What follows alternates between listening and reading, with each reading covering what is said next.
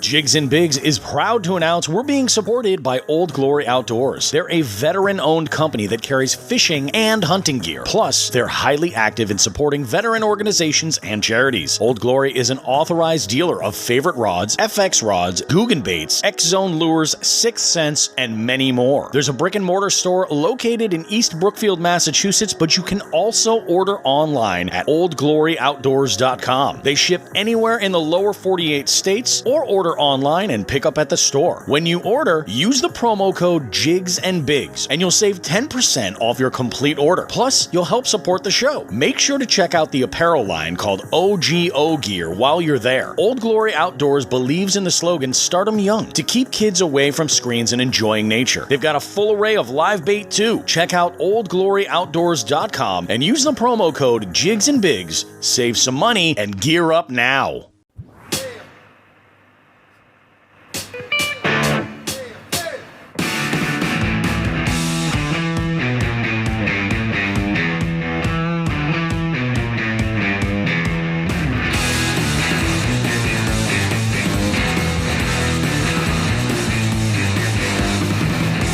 All right, guys, here we are, Jigs and Bigs. It's another Tuesday morning, man. We got a great show for you this morning, whatever time it is that you're listening. We have a doozy.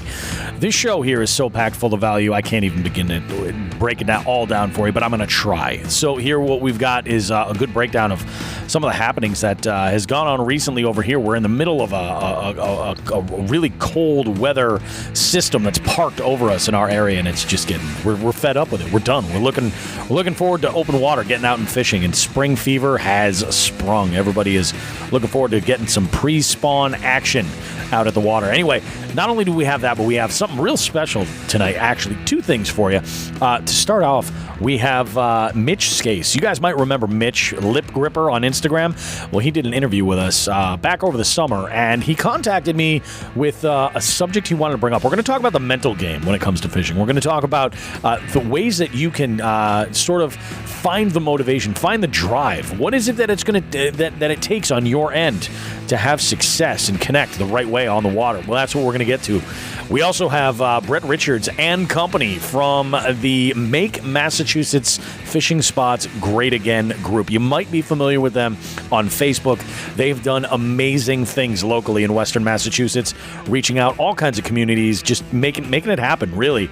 Kind of making a huge difference here. And what we're hoping is that they will inspire you to reach out into your community and fix your local environment as well.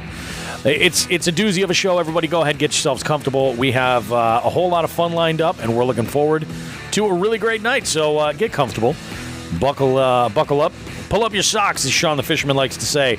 But we'll get started right after this.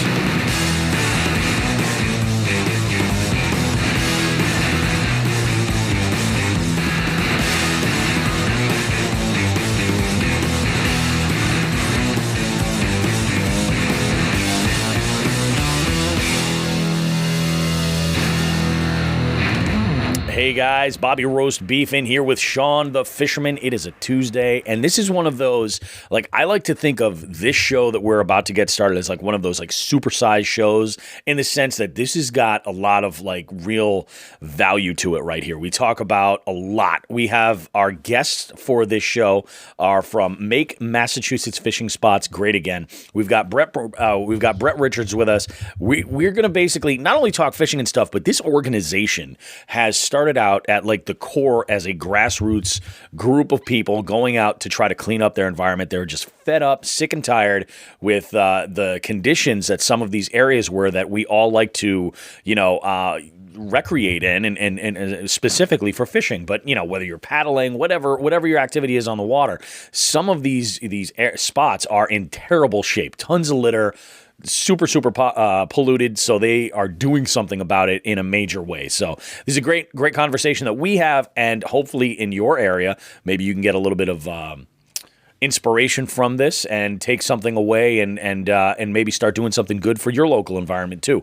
But we also have a little, I almost want to say this is like a fisherman's mental game clinic, or even almost a motivational speech, because we have Mitch Skase, who has his contacted me and brought something to my attention, and I thought it would make for a great segment. We're going to be talking about that mental game while you're fishing, ways to kind of like stay dialed in, and ways to really kind of like really push yourself to develop and learn while you're out there on the water. So really good stuff to come. Plus, we've got this whole intro segment here that's full of all kinds of stuff. Sean, how are you this morning, buddy? How's everything going there?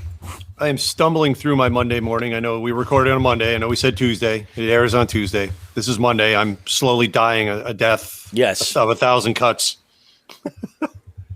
I've been I recently educated my family into the YouTube channel for Uncle Roger. And I got to tell you, my youngest is just running with it. She loves it. So very good stuff. I know you and I have had conversations about Uncle Roger before. It's just humorous stuff. It's been cold up here in New England. Like, I know, what was it not this past weekend, but the weekend prior, you and I had gone out with Nelson to do a little bit of scouting and found some open water. And what a stark change in weather conditions since then. Like, a cold system has moved in and parked itself over New England for a while. So it's been temps in like the 20s and low 30s and wind, like a lot of wind, especially earlier in the week. But that should start turning around. I think that's a good idea. Yeah, I think it's going to start changing today. It's supposed to get up to 40 today, which I'm fine with. That's shorts weather. And then I think, what is it, by Wednesday or Thursday? I think it got pushed back to Thursday. We're going to be up by 60. Yeah, it'll be in the 60s. It's going to be really, really warm. And it looks like there's actually... what was it? Late last week, I was looking toward the forecast to see what the rain was going to look like. And while we're still looking at rain for Saturday, it does seem like they're calling for less. So that could be great too. I'm really hoping to get out and do some fishing this week. Either if we don't have local ponds that have opened up locally, I don't think that's going to be the case. I'm going to be hitting up the rivers to fish for some trout. So that's going to be going on. And I mean, big shout out to Wild Bill, Hooks at Hoodlums. I got a little care package of some baits for trout, and our boy delivered. Big time. Very, very excited to get out there and catch some rainbows and some brookies. So let's dive right in. What do we have in front of us? I know you got the list all formulated, Sean. I got the list. I always have a list. There's always a list involved. Always a list. Well, continuing on what you're saying about the weather, so it looks like I'm going to get out midweek. I had to do some coordination with some logistical household coordination, shall we call it, about actually getting out. And looks like I'm going to get out midweek. I'm going to try down by the Cape because that's where there's going to be open water. And this is going to be my first journey in the new kayak. Yeah, it is. So we are excited about that. And also, it looks like I'm going to be going with Ray Figueroa. Who's, cool. God, I'm going to jack his name up. It's Sparky True Nibbler Lipper yep. on Instagram.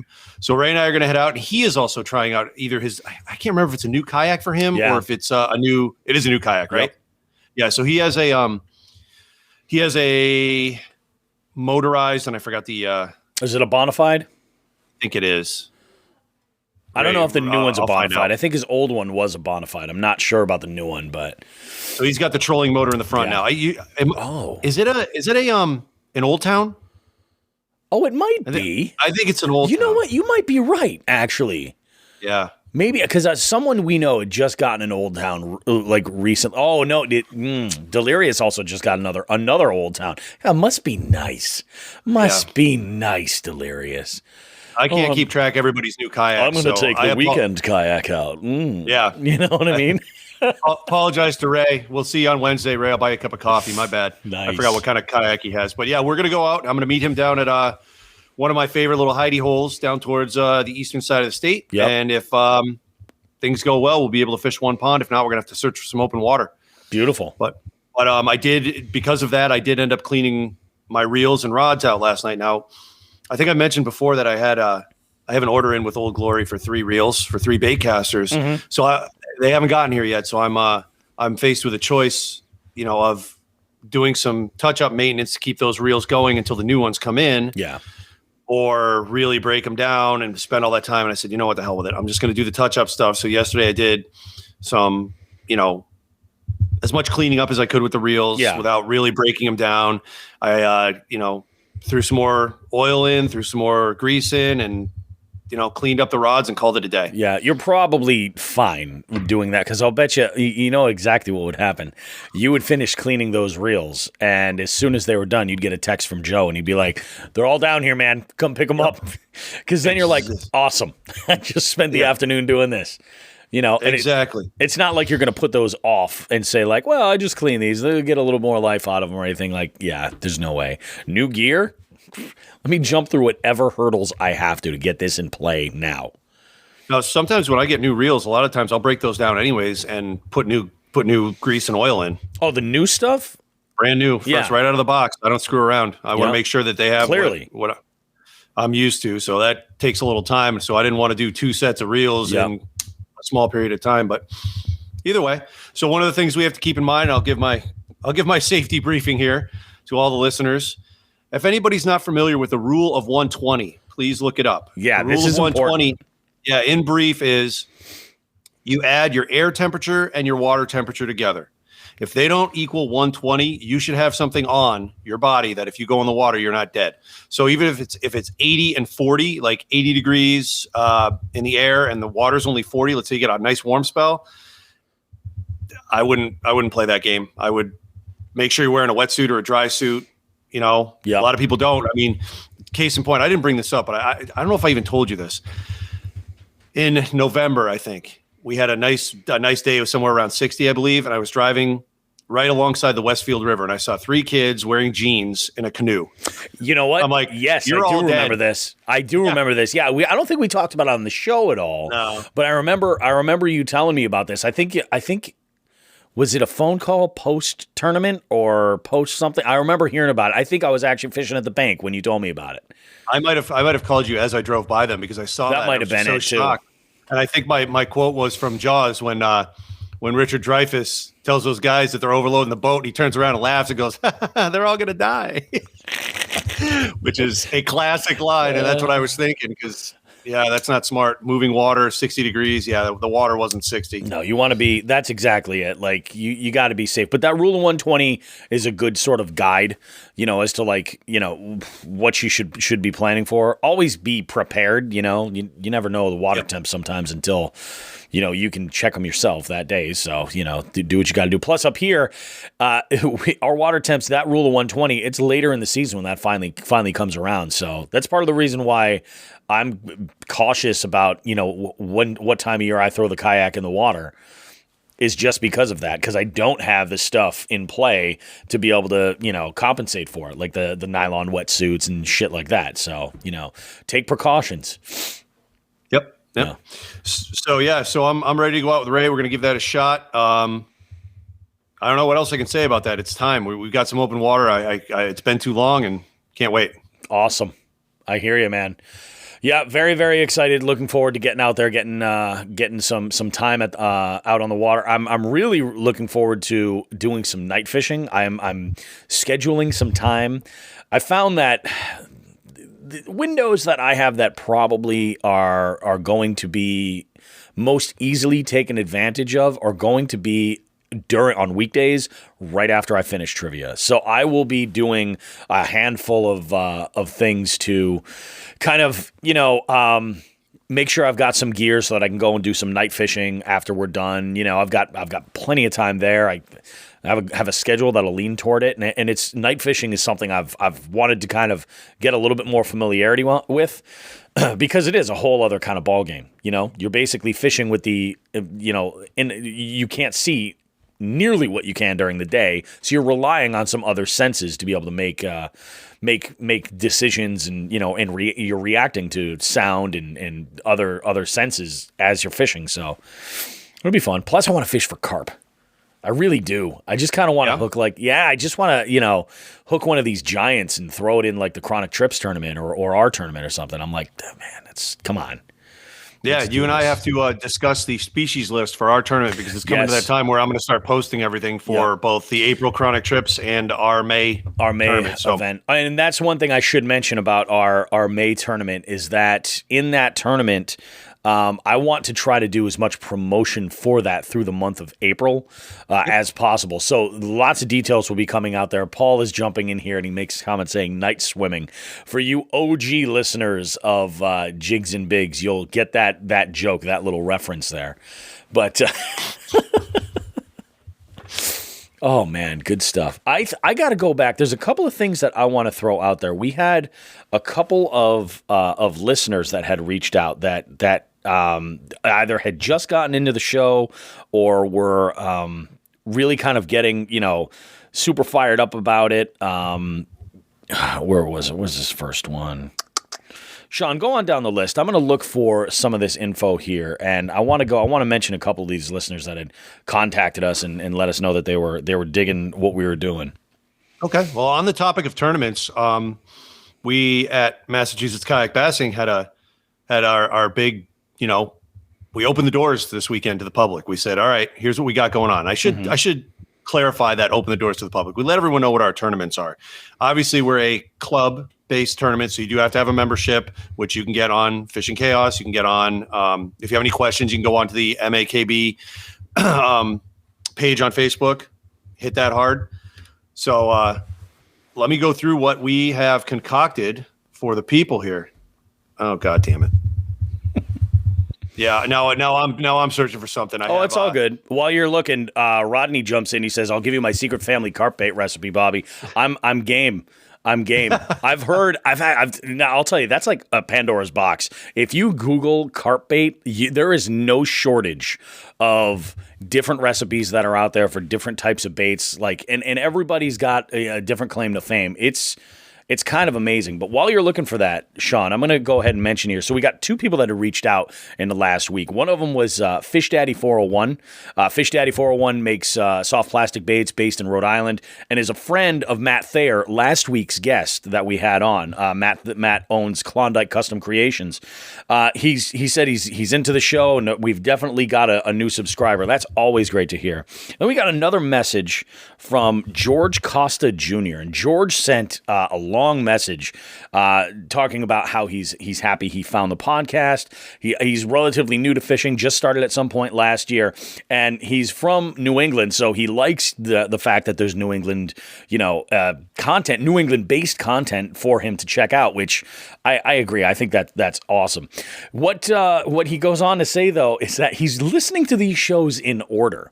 Like, he went all the way back to the first one and just started listening like that. And I told him I was going to throw any spoilers out or anything like that, but he is really hoping that I get that kayak I was hoping that I was going to get way back then. So, George, I appreciate you listening. Thanks so much, buddy. Definitely, this, I got to tell you, I mentioned it in the roundtable that I did with Bailey and Andrew and all them for Christmas, and I mentioned how the greatest kind of reaction or the greatest sort of feedback that comes back is when people listen to this show and they say oh, hey, I loved what you did for this, or I really dig this kind of this sort of content you're putting out there. So that kind of stuff, amazing. Just want to make sure to give those guys a shout out. Sean, go ahead and pick up wherever you left off. Well, I'll pick up in a second. I actually got contacted yesterday. I didn't even tell you this. I got contacted yesterday by one of the parents at my kid's school. And I actually coached their son at soccer for a couple of years. Oh, okay. When I was helping out, I was an assistant. Soccer's not my game, but I played goalie for a few years, so I can help out with that. So, they reached out and said, "Hey, look, we're trying to do this, that, and the other thing. We need some basics and looking for some help. What can you do?" And I was like, "Well, as soon as there's ice out, we got the pond in the backyard. Come on over, and I'll teach you what you need to know." Yep. So nice and easy, We are getting out to people and getting fishing, getting them fishing and spreading the sport. It's good stuff, promoting it. Yeah, it's the name of the game. Yeah. So on to the MAKB tournaments, which I now have the list on. Okay? Beautiful. All right. So what I'm going to do is I'm going to go chronologically. Okay. So that's going to cover both divisions, and there are 3 events that are state events. They're not bound by division. Okay. So the first up, we're starting off with April 3rd. We have the Catch 'em All Spring Brawl. And what that is, that's a remote tournament. So you pick your own lakes. So if you want to fish one lake, and then that there's no bite there and you have a plan B, you can move to that plan B, but you're under there's a time limit. So it's 7 to 3, 7 in the morning till 3 in the afternoon. If you want to fish 5 lakes, go ahead. That's a lot of driving. You're going to be burning time while other people are catching fish. Yeah. Go for it. But that is a no limits event. So whatever fish you catch, they're over 8 inches, they're all legal, put them all in, and it's total length. So this is where, when you think about places that you can always say, there's always one place that I have 2 or 3 that we have Kenwood jumping in here saying, nope, it's only one lake this year. One lake. Did I misread that? No limit event. Yeah. All right. Sorry, Ken. Glad he was listening.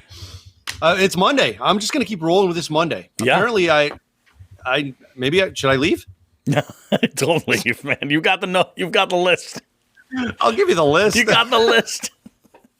Read the rules. I know. I know. Sorry, Ken. I didn't write that one, man.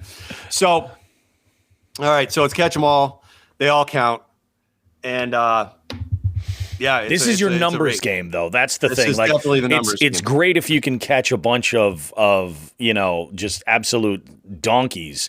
But if you don't and you're getting big numbers, those are going to add up. And I think Ken had mentioned before that it's been won before because of that. People are just nibbling, and they manage to rack them up that way. So that's good. Wow, stuff.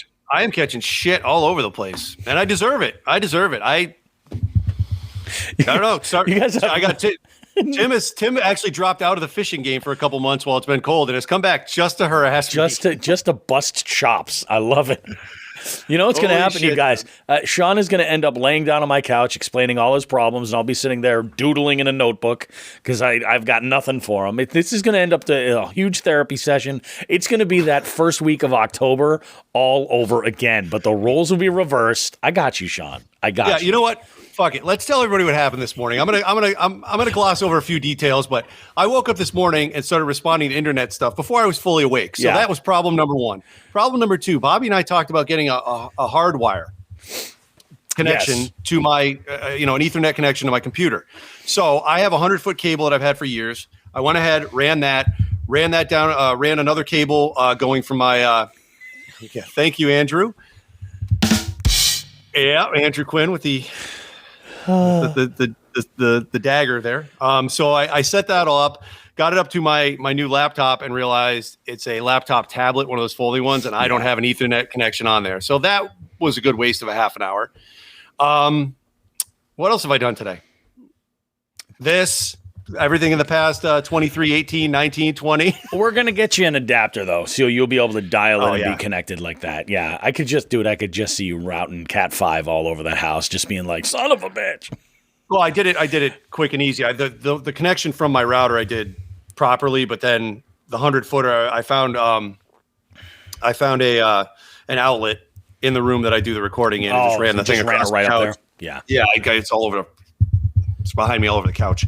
So, shall I start over? Yeah, we'll dive in. So the Catch 'em All Spring Brawl we're talking. It's all about you want to put yourself where the numbers are, where you can go on big amounts, and if you catch big fish, great. But they all count over once they hit the minimum, they all count. So, now how many anglers is that limited to?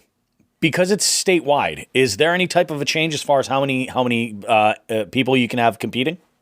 I do not believe so. In the past, I don't think there was one. I've done 2 of them in the past, and that's where I'm getting that's where I'm coming at with the numerous lakes thing, because I did lake hop for the last 2. Yeah. So I'm looking. Hold on, I'm going to check. Yeah, we'll find out. I'm only curious because this might be one of those awesome opportunities for people who want to jump in and kind of like put their big toe into competitive fishing and try it for like a single event where they can. But keep in mind, they still need an MAKB membership. Definitely, they need a membership for sure. Yeah. Oh, Adam Rourke jumping in. Oh, we haven't had Adam jumping in on one of these before. Had a similar event last year. Was fantastic. I could definitely believe it. Yep.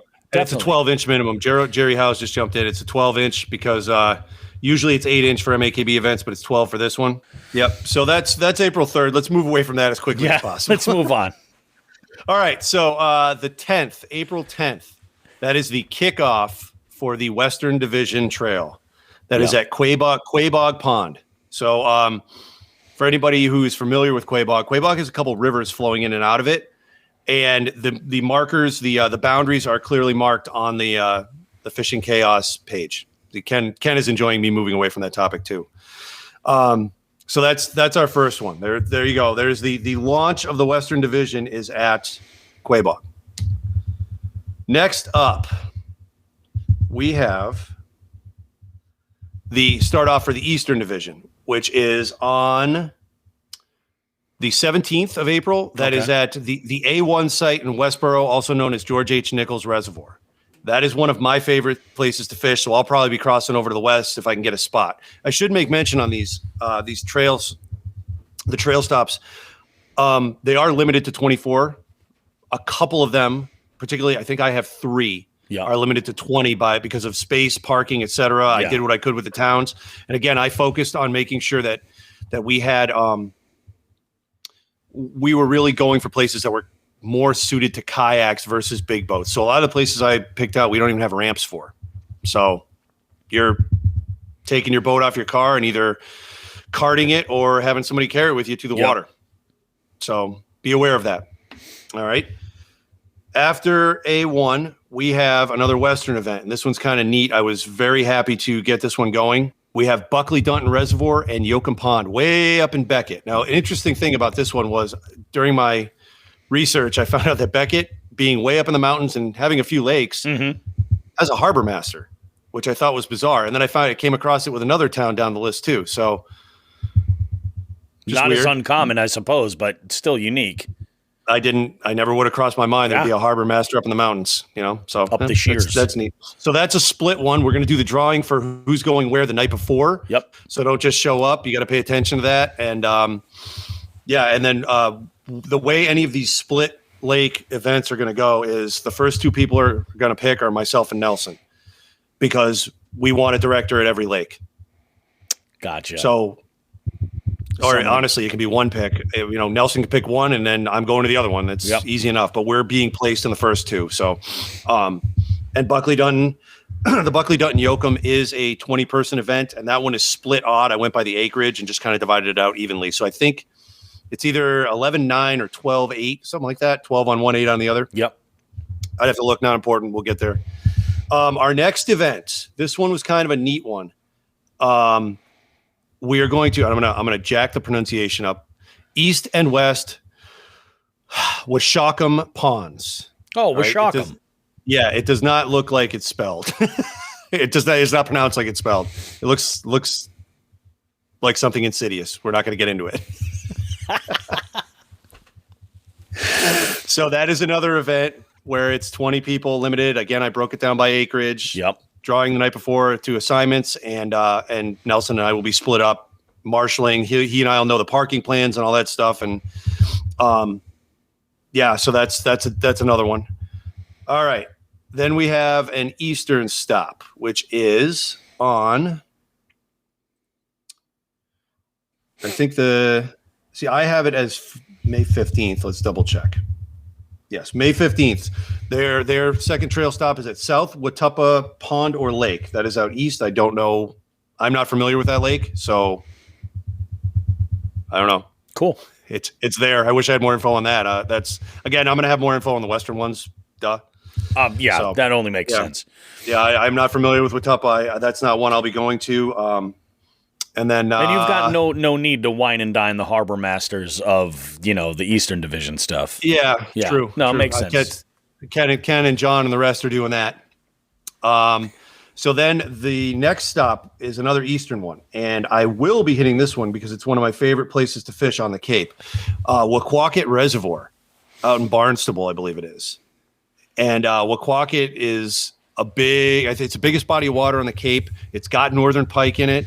It's got massive pickerel in it. Massive. So I want to say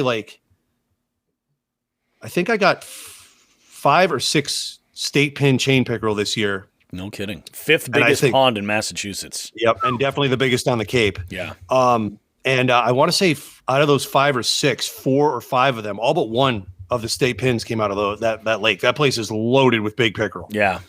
And I want to say Ken had made a note recently that one of their last tournaments there, like 8 of them were caught. 8 state pin pickerel in one day. That's insane.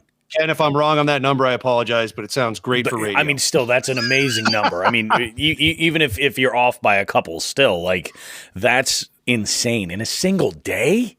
Yeah, well, I mean, you get a bunch of guys out there that are competitive anglers, and they can do some damage. So I'm probably going to hit that one. That one is on, let me see the date. That one is Memorial Day weekend, the 29th of May. Sweet. Yeah.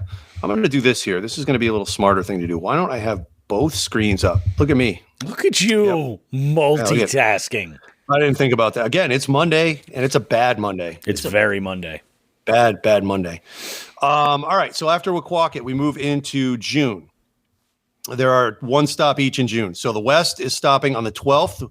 We are at this is like something this is the culmination. Yeah. All right. So this doesn't just start with Ken, handing me the reins to the Western Division and all this planning. This starts when I was 13 or 11 or 12, when I was 11 years old, when I started fishing the Chicopee River. All right. So the public access there is non-existent. Yep. All right. You have to rely on private landowners that'll let you go through or whatever. There's no little to no public access. Luckily enough, I guess I know the right people. I was able to secure a stop at the Chicopee River. Again, another 20-person event, and it's going to be a nice long stretch. The details are in Fishing Chaos, and it's smallmouth, largemouth in there. Plus, there's the occasional northern pike taken out of there and plenty of pickerel. So that one, I'm really excited about that one because that is my. I mean, I honestly I don't know when the last time I fished the Chicopee River was. 3-4 years ago. It's been a long time, but that's my quote unquote home waters. Those are the waters I grew up on. Oh, yeah. I'm really looking forward to letting another 19 people in on all the joy I experienced there over the years. So that I'm excited about that one. I have a feeling there will be many a Dude Bud story told that day. Yeah, well, let's so. see if I can get the Dude Bud in on that. You know what I mean? And that I think would be ideal. Like just, live through example. I think that's, I mean, so he actually the Dude Bud. He actually lives close enough to the river up the hill from it that he could just jump into a kayak and, traffic be damned, go down the hill, across the street, go flying in off the banks. You never know with him. It's true. It's true. Wearing a pelt and holding a battle axe and a fishing rod. I don't know. Standing up. Pelt and holding a battle. Lauren, good morning. How you doing? Lauren from TBO jumping in here. Yep. The same day, so on the 12th of June, the Eastern Division is hosting their event at the Nashua River, and that's going to be a Roadrunner event. So all of the boundaries are in Fishing Chaos, and you can drop in wherever. Cool. Within the boundaries. Within the limits, yeah. Nice. Yep. So that's June. July. Let's move into July. Welcome to July. So on the 10th of July, this one I am not involved in because I'm superstitious, so I ain't touching this shit. Oh, they're fishing Lake Nipponicket. Yep. So if anyone wants to go online and learn about Lake Nipponicket and get into all the Bridgewater Triangle shit that Bobby and I have talked about in the past, yeah, there you go. Creepy There's stuff. an MAKB tournament there. Have fun with that. I'm out. I heard some stories too from Nate Shagnon about that, and he said he night fished there, and there was some crazy spookiness crap that went on, and yeah, I just want to fish. I don't have to worry about spirits of the undead. Thank you. Yeah, I'm that's good. the thing. You don't want to psych yourself out. That's awesome. Yep. So that's that. So I should make note here. There's been some. I'm just going to stick with the MAKB schedule for this. There's some other things that I have on my schedule that I could get into, but we're waiting on announcements from those proper organizations, and I'm holding off. So we're going to have more to come on different events, not just relegated to MAKB, but in the competitive vein. So we'll wait on that. Okay, so for us, for the Western Division, on the 24th, this was Nelson's call. Nelson sold me on this one hard, and I really like it, and I've actually been getting quite a bit of positive feedback about it. Mm-hmm. We're going to fish Tully Lake. I have not fished Tully Lake. That is a big body of water. I think it's 1,200 acres. Yep. And it's an Army Corps of Engineers site. So I've never been there. I've never seen it. At some point, I'll probably pre-fish it and get out there and check it out. But I'm looking forward to that. And I want to say it has smallmouth in it too. Yeah. A lot of these places we have, there's a lot of largemouth and smallmouth bodies of water that we're competing on this year. So that's going to be exciting. Mm-hmm. Yep. All right. So that's July. On to August. All right. So there's Tully Lake. Charles River is looks like another road runner, and that's for the eastern side. That's on the 7th of August. Yep, Roadrunner event. So that's a drop in everywhere, and you've got a certain amount of time to fish. Drop into the boundaries, fish the boundaries. You're good to go.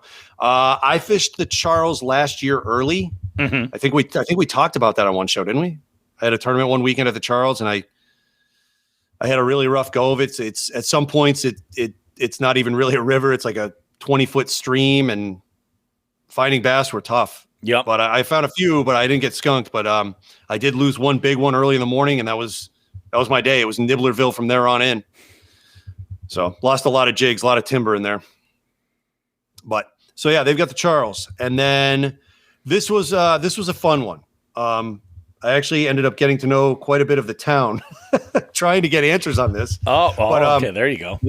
We set up a tournament on the 28th of August at Cheshire Reservoir. Cheshire Reservoir is up in Cheshire, Mass, and it's got it's a split reservoir.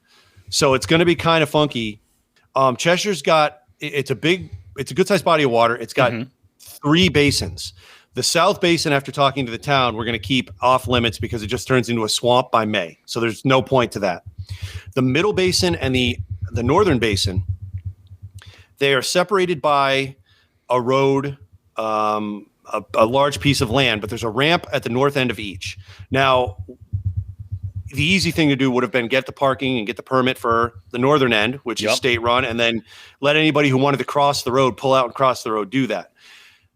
We can't allow that because it's governed by a different body. So there's like 3 or 4 different governing bodies at work with this reservoir. So we've got the state, the Fishing Boating Access Department, the DCR handles another part, the town handles another part, and then the boat ramp on the middle reservoir or the middle basin is privately owned. So we've got 4 governing bodies that I had to work around with. So here's what we're going to do. And I got the stamps of approval from everybody. I got the permit for up top. There's a certain amount of limited parking. So we're again, a split tournament where we'll choose who's going where the night before. Yep. You can't cross basins. You've got to stay where you're assigned. The North Basin has the ramp, the state ramp, and the parking. Easy enough. The Middle Basin that's privately owned, and I guess part of the town, we're treating it as a whole nother lake. So even though they're 50 feet apart, there's a drainage tube. You can't physically get from one to the other without pulling your boat out of the water, because of what that strip of land has on it on the northern side. There's a playground, and apparently it's a designated shore fishing area. No organizations wanted us, no governing bodies wanted us pulling out of the water and going across that land. So it's if you start in the middle, you stay in the middle. If you start in the north, you stay in the north. I did everything I could. And obviously being new and being a new division out here, my goal, number one, was not to piss anybody off. So there was a lot of, yes, sir, got it. We can do that. No problem. So we're going to treat it as 2 separate bases or 2 separate bodies of water, split them up. And, again, I'll be at one, Nelson will be at the other. And the whole point of that going for the whole season is if there's a problem, you've got a director on the body of water you're at. Yeah. So you can call us and we'll be there in a matter of, minutes, if not seconds. So anything, emergencies, questions on fish, blah, blah, blah. Keep in mind, we are going to be competing too. So please, limit your phone calls or text messages to important shit. No, exactly. Exactly. So yeah, looking forward to Cheshire Reservoir. And then also on the 28th, we have, I'm going to butcher the pronunciation. How do I even say this? I'm from Massachusetts. I can't even say this. This is speaks volumes. Coquittuate? Coquittuate? Is that how you say it? Coquittuate. It's Monday. I'm just going to throw everything on this Monday. Is it Monday the 13th? No, it's Monday the 8th. Monday the 8th, yeah. Yeah, well, that would be an excuse. I guess that's not happening. All right. So that's at Coquittuate. And I have never Coquittuate. I have never fished there. And I don't think I'm going to make that one because, I'll be on Cheshire. So Easy enough. Next up, we're going into September. So there's an Eastern one first. That is at Long Pond. And that is, see, there's like 5,000 Long Ponds in Massachusetts. It's one of those names, like Crystal Pond or Crystal, Silver, and Long. There's like a million of them. Yep. Let me find the. All right, so that's out in East Freetown. That's way out east. Okay, because I think there's one or two on the Cape. There's some out by Boston. I think there's even one or two out here, right, on the western side of the state or in the central. I'm sure in central. Ken's jumping in and he's saying Lakeville. And I think I've heard of some ponds that I never realized had a name, or maybe named Long Pond or something, you know? Okay. Oh, just in response to Ken or Freetown. Or Freetown, yeah. Yeah, because I went off the Fishing Chaos description there for that. Yep. So okay, so that's the first September stop. That is stop number 8. We haven't been keeping track, but that's stop number 8 for the East. And then our final stop of the year is stop number 7. That's the 18th of September, and that is at Lake Garfield, way up to Shears. So that'll be some fall fishing. Middle of September, we might have some. Is that a pike lake? I can't remember. No, that's pickerel only. We might have a good pickerel bite that day. You never know. But Lake Garfield's pretty neat looking lake. I've never fished there. I've honestly, out of all these stops, I fished 3 out of 7 in my life. Yeah. So this is all going to be new to me. So I'm not going in with any knowledge that anybody else doesn't have. So that's kind of cool. That's part of the adventure, you know? Yeah, exactly. You know, I didn't pick lakes that I fished constantly. Number one, I'm not giving up my honey holes. And number two, I mean, how is that leveling the field? You know what I mean? The Chicopee River was kind of nice because I've always wanted to fish a tournament there. Yeah. And I don't know, it changes year to year. So like every time I go back, it's like fishing a new body of water. Yep. You know what I mean? Yeah. Because it's a river that the course changes a little bit here and there. A piece of structure that I may have had luck on might be gone, but there's largemouth and smallmouth. So I know, they'll bite stuff. That's what bass do. What the hell? I just thought of that stupid commercial. I pick things up and put them down. Yeah, that's what bass do. I mean, bass eat stuff. That's what their job is. So another September tournament on the 18th, same day, at the Cape, Walker's Pond, and Upper and Lower Mill Ponds. So those are 3 ponds that are in close vicinity to each other. Very nice. Yeah, I honestly, I've driven by those things like 1,000 times and never fished them. I always look at them and I'm like, if I'm out on the Cape, it's colder. And I always try to go to smaller ponds when I'm colder, and those are bigger. But there's some big bass in there from what I've seen. So that's good. So on to October, right? Yes, we have another. Well, you know what? We end the season with another catch 'em all brawl. And I'm not even going to get into that. I think I've covered catch 'em all brawls thoroughly enough. But that's another fall one. That's on the that's on Halloween weekend. But the big one, the 23rd of October, Lake Webster in the central part of the state. That's the state champion. Ken's literally throwing things at his monitor right now going, I asked this guy to help. Yeah, exactly. Yeah. All right. Yeah. So, all right. He actually, Ken's got a pretty good sense of humor. He actually put the name in. Remember we tried pronouncing that on it's like a mile show we long. did? Yeah. Yeah. Chungabunga Mungamog. Yeah. Yeah. Chungabunga Mungamog. I don't know. Okay. So this is the important thing about that. This is an invitational event. To qualify, you need to finish in the top 3 at any MAKB event, Eastern or Western Division. There you go. Oh, that's pretty cool. So as long as you finish top 3, you're eligible. Yes. On anyone. That's pretty cool. So Nice. For some reason at a Western Division tournament, 3 people show up. Guess what? Yeah, you're all. Yeah. Welcome to the championship. There you go. Hey, you're a champion. Yes. Yes. Please grab your participation trophy on the way out. So that is the schedule for MAKB for. It's going to be a busy season. The year. Yeah. And there's then, others. There is a lot of other stuff, a whole lot of other stuff added into that, because you figure not only is the Eastern and Western stuff going on, but like with the EKF program happening, there's all these other dates. We know, Three Bells has their own stuff that they're going to be have going on. I mean, we're going to be busy, man. We're going to be really, really busy. There's a lot to be done. Yep. And as far as EKF, Yep. KBF, and Three Bells, I didn't get into that. We can focus on that the next show. I can go one by one. I didn't want to. This is MAKB. This is we busted this out. Let's roll with this, and I'll talk about that stuff down the road. Yep. So the other thing I should add is that there are monthlies going from April through October for MAKB as well. The monthlies have a little bit of a different twist on the format this year, so that out of the 4 weeks of the month, you get to select 1 week to fish. So it's a monthly tournament, but you're only fishing for a full week. Yeah. So, if the first week of the month is that perfect bite where there's a full moon and you got some rain coming in for 4 days or whatever, 4 days of rain in the spring, and the big fish are biting, that's great. Yeah. Maybe that's that week that you pick. But here's the thing: once you register, you have to pick. Yeah. So, and I'm going to be registering that today and looking at calendars and this and that, and seeing what's what and when I can fish and when I can get the most time on the water. And that's what the important thing is for these things. The more time you have on the water, the better your chances are. It's true. It's true. You could have the perfect moon phase and saying, oh, that's the week I'm going to do it. But if you can only get on the water twice versus the other 3 weeks of the month, you could get out there, 4 or 5 times in one of those weeks. You've said all that needs to be said right there, Exactly. So I am very excited about this. Yeah.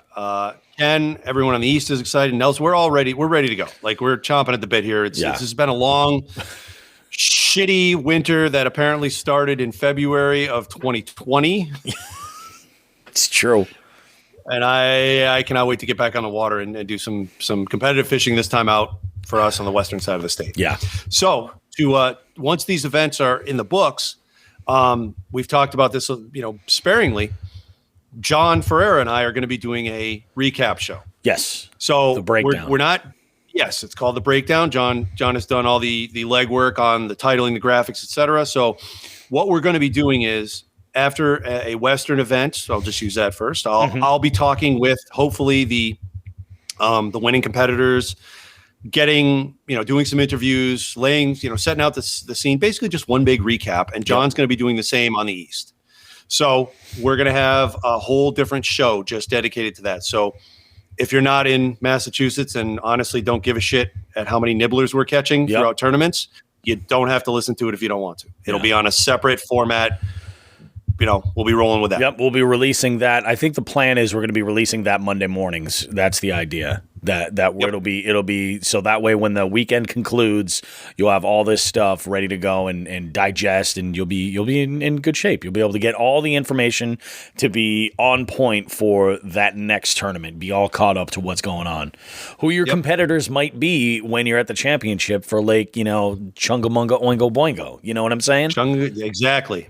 You want to know these things. You want to know these things. So one thing, again, I'm just going to harp on this, is these are not, unfortunately, public events. So if you're listening to this and you want to fish this, you've got to become a member. Definitely. That's step number one. An optional thing to do is become a KBF member, because a certain percentage, I believe it's the top 10%, and then we'll just go ahead and start the timer on when Ken either confirms or denies. The top 10% of finishers in each event qualify for the national championship. Yep. So if we have a 20-person event, there's 2 people that are qualifying. You know what I mean? That's awesome. So that's good stuff. Yeah. So 24 would. I don't know how it. Ken, jump in on this if you want. If we have 24 people, does that mean 3 people are qualified for KBF or just 2? Because it's 2. 20% would be 2.4. 2.4. I would say it's 2. Yeah, I don't know. Unless you had 25 people, then I would think you'd round it up to 3. I have no idea. I said top 20%. The top 10%. Yeah. It's Monday. It is Monday. Yes, it's Monday, dude. All day long. It's Monday. I might go back to bed. Yeah. That's not a terrible then it'll idea. be Tuesday and we'll be good. I can listen to this and go, maybe this is the one show I don't listen to. maybe Bobby doesn't need my feedback. No, exactly.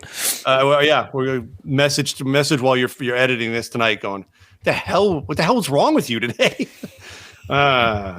Is it a full moon or something? New moon? What I do we don't got think it going on is. I don't think it is. I think that there was goes that excuse. last week. Yeah. All right. So, yeah, we got the monthlies, we got the Eastern, we got the Western, we got the championship, we got the bookends of the catch 'em alls, which are a blast. I highly advise everyone to get in on that who's planning on participating. There is our MAKB schedule for the year, obviously subject to change in case something happens, but there is your schedule, folks. Get on it. Every time I've talked to Nelson about this over the past 2 weeks, I think every time I look at it, I'm just like, man, the Western Division, we put a hell of a trail together. Yeah, and I'm very happy. I would highly recommend anybody jump on. I mean, it's affordable to become a member of MAKB, but remember, you got to do that if you want to enter any of these tournaments. And I mean, what's the fee? It's like $25, right, to become a member. And that $25 goes towards the end of season events. Yeah. So it's knockout series as well. Ken, that's right. Ken came through with that. I forgot about that. So the knockout series is also occurring. So that is a bracketed one-on-one where you set up a time and date within a time period per round to fish against your opponent. Can think of it as NCAA March Madness. This is actually a really cool platform. You know, because it's almost like, it just changes the game because it's one-on-one. One angler versus one angler on a body of water. Who performs the best advances on. I mean, it's like, it's kind of cool. And there's no membership required for the knockout. So that's actually pretty awesome. Yep. So Ken, we have a thread going with some of us in MAKB, and Ken had noted that we had never reached 64. So he wants to go for 64. That's the goal. Okay. So I think we're at or around 40 now. I didn't check this morning to see if anybody else jumped on, but I want to say we're at 40. So if we get to 48, that's 3 brackets of 16 with the old pro wrestling 3-way dance to finish the deal, But if we can get to 64, that's a new high water mark. So if you're in Massachusetts and you want to fish a one-on-one tournament, at 48 or 64, there you go. So you want to fish this, jump in. You don't need the membership. It's just the entry fee, and see what happens. And let me tell you, if you want to see where you're at against some anglers, that's a good opportunity because it definitely is. Yep. See, Ken's confirming it'll be it's a 3-way dance, Ken. A three-way dance. Triple threat match. That's the other term. So, with a 64, it'd be one-on-one for the championship, just like NCAA basketball. So, jump in. I mean, you want to see where you're at. This is a litmus test because there's some names in there, and what better way to make a name for yourself than to go up against some names. Exactly. Go and and that's the other thing too. This way, it's like you want to talk about revving up the competition when you're just like, it's not you and a whole team of anglers out there hitting the water. Oh, let's see how this goes. You're like, oh, well, you have the opportunity here with some of these names to know kind of how they've done previously. And that, like, we're going to, in the segment coming up, like the whole mental game, that can totally like put everything in a blender, really. Yep. As far as how you're preparing for this. Eric Dow jumps in and says, Bobby, how you doing, Eric? Morning, Eric. Eric got himself a nice fancy new truck, too. Did he? Yes, he did. Very nice. Congratulations, buddy.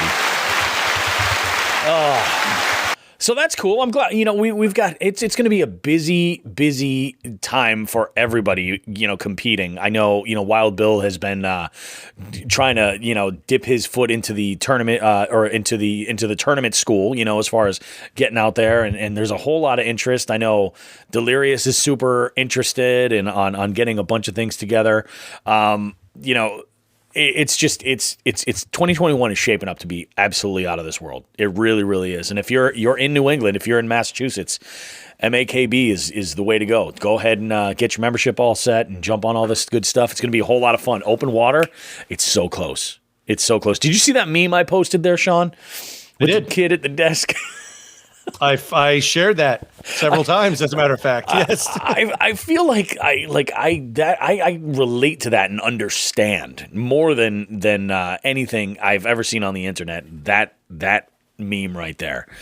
Because it does. It's just, now we're just counting down days. We're just counting down days. So who knows what's going to happen. I'm excited. Yep. I think it's going to be really fun. Speaking of Wild Bill, he's actually going to be visiting my residence on Friday because I purchased a kind of a low-end fish finder years ago from a friend. Uh-huh. And it was set up for ice fishing. He didn't do much open water. And it's old enough that, it'd be cute for ice fishing. But again, I got out, twice this year? Ice fishing's just not my gig. I'm not concerned with it.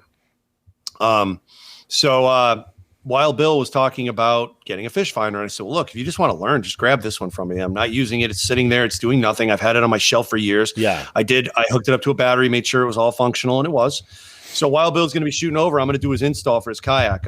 He's got an Ascend, so I'm familiar with that model, and he's going to wince at this, putting holes in it.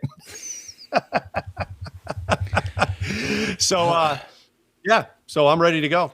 Yeah, we'll see Wild Bill on Friday, and come Friday afternoon, he's going to have a fish finder in his boat. Yep. Courtesy of moi. That's awesome. A lot of good stuff going on. Yep. What else we have on our list there, Sean? Or does that cover it all? No, the main event. Oh, yes, the main event. Main event. I came across an article the other day that I sent to you immediately. I read like one paragraph of it, and I was so excited I sent it to you. And I was on Wired. I was going to say, I was on my way to work on Friday night, and I get this message, and it was this article from Wired to Fish. And I'm just going to give the headline of this, and then you can dive in, Sean. The headline is Ned Rigs for bass fishing. The father of the Ned rig shares detailed logbook of his catches. That right there says everything you need to know, well, pretty much, of why this rang Sean's bell so much, because it just hits on so many levels. So go ahead, Sean, dive in. Yeah, the article is. You have that article up in front of you? I do. Bring up the gentleman's name. I know it's Ned, obviously, but it's I forget his last name. But he's out in Kansas, and he and his wife. I'm not sure how to pronounce his name. Ned Keed. Okay, that works. Yeah, or Keddy. What is it, like Kiede? It's Kehde. Keed, I guess. Keed. Apologies, Ned. We do not mean to butcher your name. I doubt he's listening, but we've apologized. So he and his wife started that log in like 2005? Yeah. So 2005 to 2020, and I think their numbers were obviously down because they didn't get out to fish a ton in 2020, or things were overrun. But I believe the total was 45,000 black bass between largemouth and smallmouth. Is that correct? Yeah. 40. What did you say? 46 or 42? So I mean, it was over 40K. Over 40,000 fish between over he and his 40K. Wife. So what I got out of that article when I read that, the numbers they're not even impressive. They're staggering. Yeah. All right. And he puts in there first, like, if he catches a massive fish, I think at one point in like whatever year he wrote that he caught a 6.5 pound or 6.25 pound smallmouth on one of his rigs. But the information in there that I really want to stress to people is like, they got to a point, he and his wife, I think in 2012, where they just said, why are we wasting our time with jerkbaits? Because we're having so much success with that. And that gets back to what I'm always harping on with keeping records is use what works. Play to your strengths, but you don't know what your strengths are until you document it. You would be surprised what you find. Yeah. Like you're like, oh, one of the things that I always really harped on with myself was, man, I always want to keep like curly tail worms around and Texas rig them. Because it's curly tail worms. You got to Texas rig them. It's just one of the most successful techniques in the history of bass fishing. Yeah. And then I looked at what I was catching with those things, and I stopped carrying them. And that's where I had to look, analyze, and take action on that because I was catching some fish. It wasn't the most. Yeah. None of them were big. It wasn't my strength, and I had to drop that. And that's what a lot of anglers don't do. A lot of anglers will just go out and keep buying and buying and buying, because something looks good to them. And that's where anglers are getting caught by lure companies, by their lures. The fish are catching anglers, or the fish are catching, Jesus Christ. Monday, the lures are catching anglers. Yeah, not fish. So, yeah. Yep. So find out what you're catching fish with. The only way to do that is to be honest and document it by yourself. Yeah. I don't know any other way. I'm honest with my log, and I don't care that, 75% or more of the fish I catch are nibblers.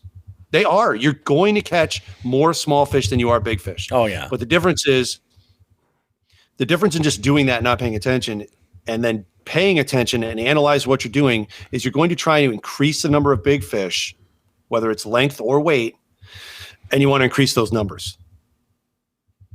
You know what I mean? Yep. You're increasing the size and you're increasing the numbers of those sizes. And that's you what you want to do. That's the thing. By having this information, you can make an informed decision. And I think that's the key word is informed. Then you can say, well, these are the baits that are really giving me the best results. And it's not only keeping detailed records, but for how long? Because you have to do it long enough to be able to actually see patterns. You could get into one certain style of fishing for one reason or another, or be fishing different bodies of water because of maybe the way it works into your lifestyle, where, you need to be able to kind of look back after years and years and years and see these trends and know it's really performing. Like if you're going out there and you're throwing, a bunch of topwater because it's like the new thing that you just picked up. Well, of course, for in the immediate time, if that's what you're throwing, those records are going to show it. But if you look overall in the grand scheme, how do they perform, stack up against other things? Maybe these last 2 years, I've been really focusing on, certain wake baits or like large swim baits or something looking for big fish. But I'm finding that I've got certain baits that are just performing better. And as far as getting consistently large fish and performing better, you can take that information and make a better decision about what to throw. And then also again, conditions come into play as well. You got to know what are you throwing and what are you throwing it in. Yeah. And like I think we talked about this over the past year. Yeah. When I look at my records, I have 3 distinct phases. I'm in the 3rd phase right now. Yep. The first phase was the complete documentation, just everything. And I still do. I still document everything, but this was blind documentation. Just do it. Don't worry about what it says. Analyze it down the road. Yeah. So I got 3 years of documentation where I wrote down everything from the smallest bluegill to the biggest northern pike. I caught down everything I caught it on, conditions, time of day, you name it, I wrote it down. The second phase was the application phase, and that's where I saw my first jump in numbers and size of fish. All right, and that lasted until 2 years ago. And then when I retired from the military and I had more time to fish and I wasn't working 2 jobs, that was the 3rd jump. And it went from catching 400-ish largemouth a year to what I get last year, 600 something. I mean, that's a 30% increase. Yeah, it was a staggering increase last year. Yes. Yeah. Bryan O jumps in and says, what's the best way for me to go about setting up a good usable log? Do you guys have a template? I'm not going to answer this as far as the template part just yet, but I will say this. Whatever works. Really, whatever works for you and whatever you will use will work. I had mainly kept using a lot of my numbers using FishBrain. And that was great because I'm always taking pictures of my fish anyway, and getting all the information and putting baits together and things like that. And I like being able to go back and they have graphs where you can look at a specific year or a specific quarter to look at how you were doing it. And I like that whole element of it. I've since made a change over. This year I'm going to be using Angler for that, primarily out of sheer effectiveness and convenience because I'm utilizing an Angler Bullseye. So now when I catch a fish, I can log that fish just with a touch of a button, and it will take a snapshot as to the conditions that are there, GPS and everything, and keeps it all for me so that I can go through and even see on a map and it will track where I had gone on that day. So I can go back and take that information and then utilize that. And I think, for me, that works. Having a separate system where, an Excel sheet or a spreadsheet that you're utilizing and creating and setting up on your own, if you've got the the discipline to be able to go and take your information and write it all down. I know Sean, I don't think he would mind sharing his tip. He's a handwritten guy. Like, he's not typing anything. He's got a little notebook. You would think he's like a detective. And in fact, is it a waterproof notebook? Yeah, I buy those waterproof notebooks that I used to use in the military for this, that, and the other things. So right in the rain, and the right is spelled RITE. I use those. So what I do is I buy 3 packs of the little ones because I go through about 1 or 2 a year. Yep. And I'll just write down the first 2 lines or 3 lines are all the conditions, and I have abbreviations. So like if someone ever got a hold of this, they'd never be able to figure it out. Yeah, it'd be like, no, and that's not intentional. It's just all abbreviations. Yeah. Well, you want to keep from taking too much time. You want to be fishing.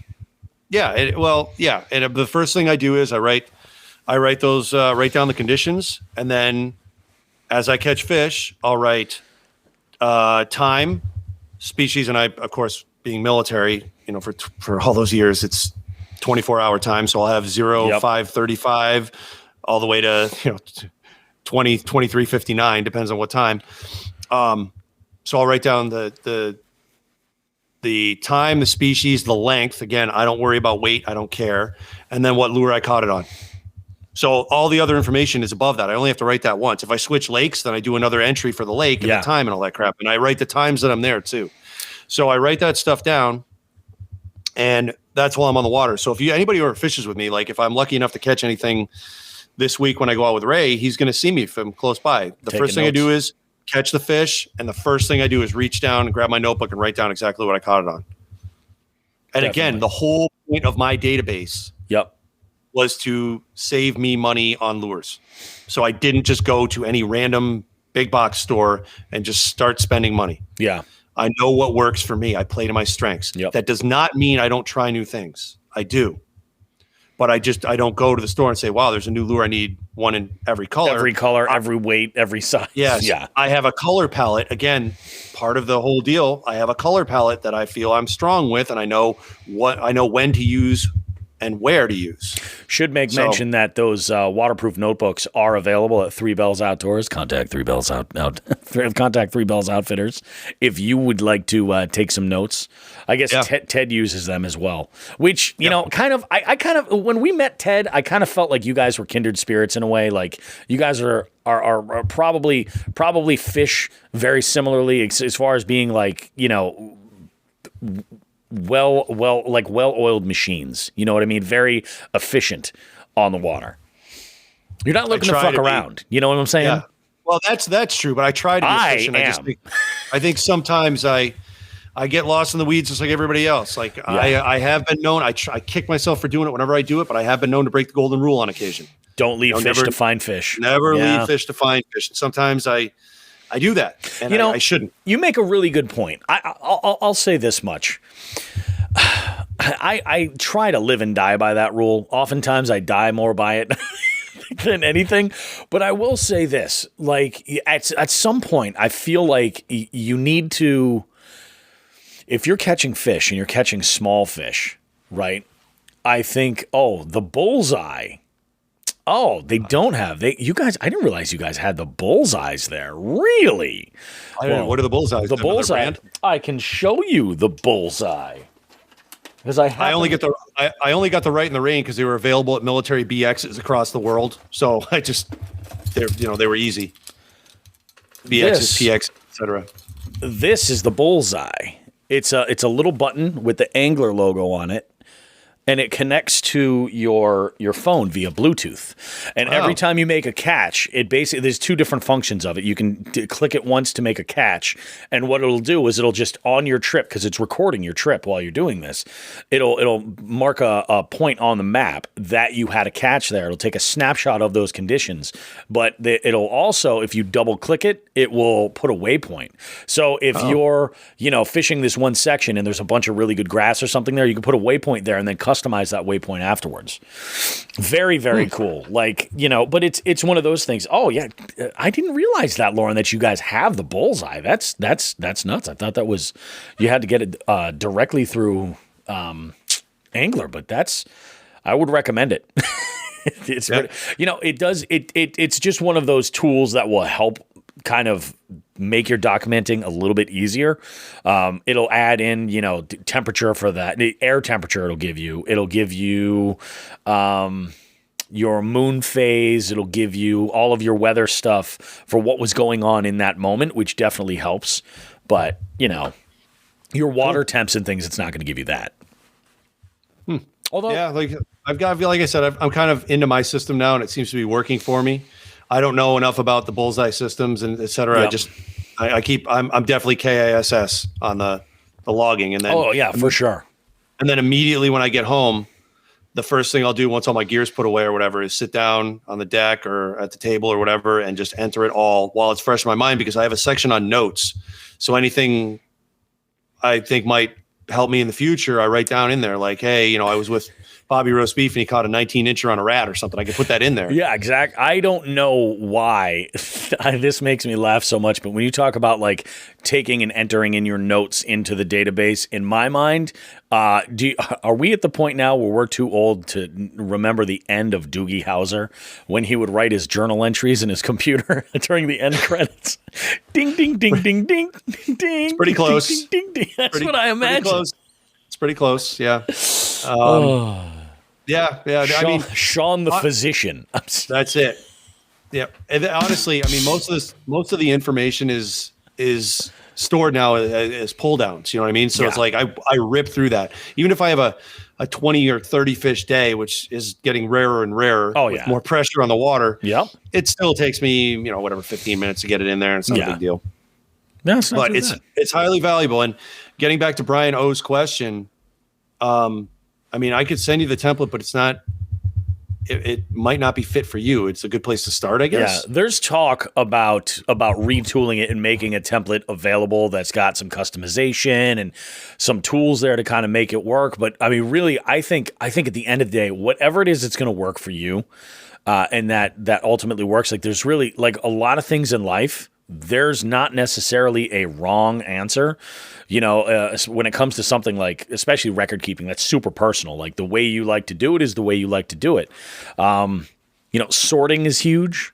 So I definitely see, being able to say like, well, let's filter out all this. We're looking for fish that are within this range, this window of size.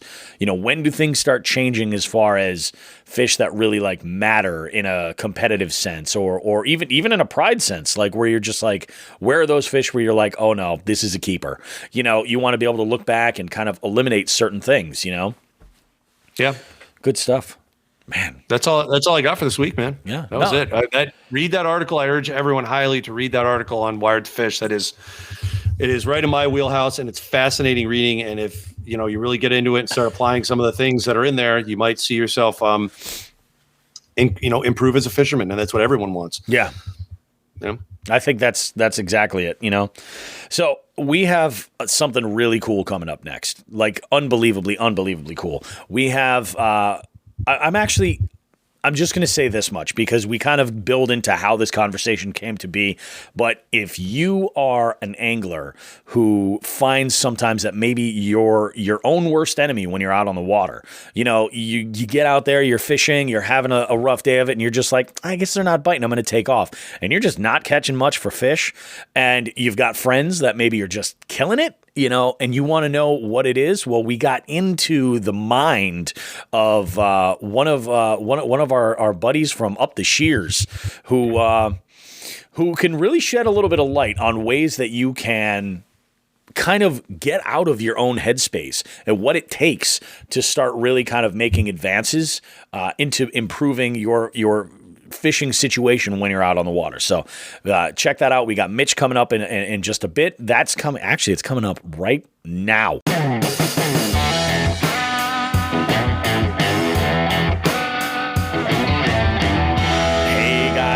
Bobby Roast Beef here. We've got a sort of a special segment right now that we're going to go and get into. And a little bit of backstory of how this all came to be. One of our former guests, Mitch Skase, had contacted us, and he basically, we had a conversation going back and forth about how excited we were for spring and how really we're excited for open water, getting out there and catching some fish. And in that conversation, Mitch shared some information that he gets a lot of people around him reach out and ask, like, dude, I see your pictures. You're always catching these great bass. How do you do it? Like, how is it that you're finding these fish? How are you putting them in the boat? Like, what's the whole deal? And you know, the answer is going to surprise you because he gave me a little bit of insight to it, and I thought that all of this information is stuff that any angler can absolutely utilize. Not only so much to you know, kind of put their head in the right sort of space for this. It's not necessarily about techniques per se, but it's about kind of like having the right sort of mental state to sort of, you know, in ways to kind of get out of your own head, so to speak, because oftentimes we are our worst enemy. When it's not going well, we get frustrated. We end up wanting to just, you know, say, screw it. Oh, it's just been, I guess they're just not biting. That's what it is. Oh, it must just not be biting. It must be too cold, or it's too windy, or it's too something. And oftentimes it's never the situation. It's just that we're not on that pattern, or we're not fitting into that situation. So how do you deal with all that? Mitch, how are you, man? How's things? Good. Things are great. Awesome. Living the dream. Can't wait for some open water. Yeah, we got a chance to get on some open water. We had to do some traveling.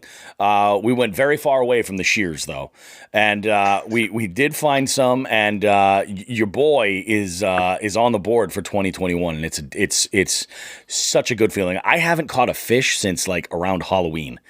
And so it's nice.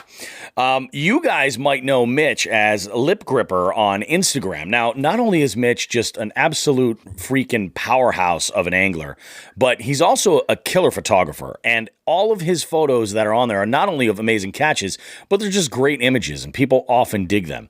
Now, I'm seeing it looks like he froze up, or he is very much contemplating my next statement. I don't know. Mitch, you still with us? I'm here. All right, okay. We're a little bit funky in there, but we'll roll with it. Hey, it's the internet. It's the internet age. It happens. Exactly.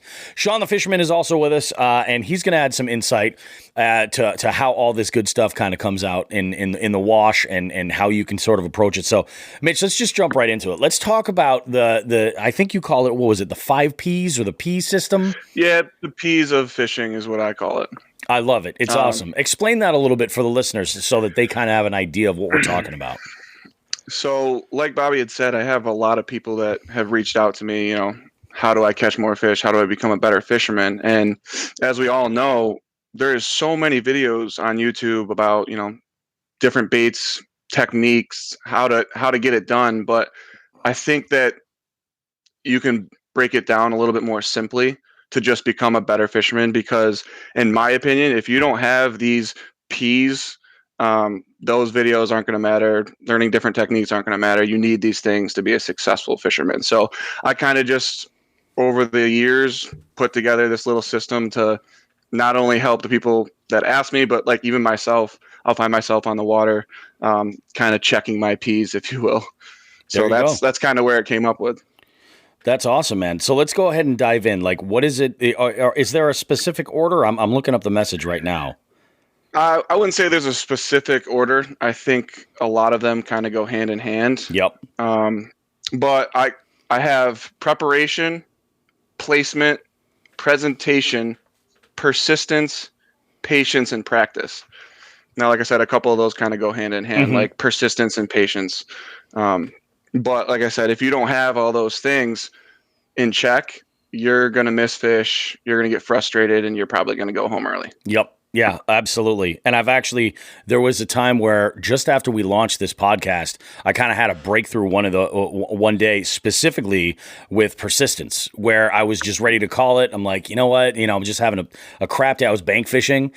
Had a couple of my baits get caught up on, you know, either trees or branches under the water. And I'm like, you know, I was just kind of, you know, getting back into the swing of things. And I was like, no, just let's strip it down and let's just focus on one presentation and beat this entire bank. And it paid off at the end of the day. I caught the dinkiest of dinks, but it paid off. I did what I set out to do, and that was find fish, and I managed. Let's take those one by one and kind of break down like how they sort of play out for an angler, and then I'd like to get into some of like there's also alternate ways that folks can look at fishing and the sort of the mental game, regardless if it's a mental game against yourself or against I guess other competitors in a tournament situation or something like that. Yeah, right. Let's start out with the big one. I think is preparation. I think preparation's huge. Yeah, preparation is definitely huge because, there's a lot of things that you can do wrong if you're not prepared. Yep. I think obviously the biggest thing is preparing yourself with the right equipment. Another thing too is like the correct and proper equipment for what you're trying to do. Yep. If you're out there trying to throw big swim baits on a ultralight, you're going to have a really sore shoulder and arm and just be frustrated the whole time. Yep. So I think, preparing in the sense of just your gear and your tackle is huge. Mm-hmm. The other big thing there is like just doing your homework on the spots that you're fishing. Like, there's certain spots that I know like the back of my hand because I've fished them a ton of times, but I've also gone to every stump and corner of that pond and fished it thoroughly, Yep. So preparation, I think if you're not prepared for whatever you're getting into is the start. I mean, if you're not prepared, you're going to fail. Yeah, no, I agree. There's something that Chad Hoover had said that I thought was a great sort of analogy. And he said there's basically 3 different sections to creating a successful fishing trip. Well, first was either skills and experience. The other one was preparation and planning. And then the third one was luck. And if you have a bunch of experience on a body of water, you don't necessarily have to take the steps to, because you're familiar with it. You don't necessarily have to take the advanced steps in preparing, but gear preparation and things like you just said definitely come into key. But there's a ratio style relationship there where if you have a deficiency in experience, you need more preparation. If you don't have that, you need a whole lot more luck to make the whole pie whole. It's like correct. It's just about being prepared for it. I think Sean would agree. We've had conversations like that before where that's come up. We're talking about looking at maps and if you've never fished a body of water, trying to figure, even if that's picking the brain of somebody who has. Right. But be careful, they might lie to you.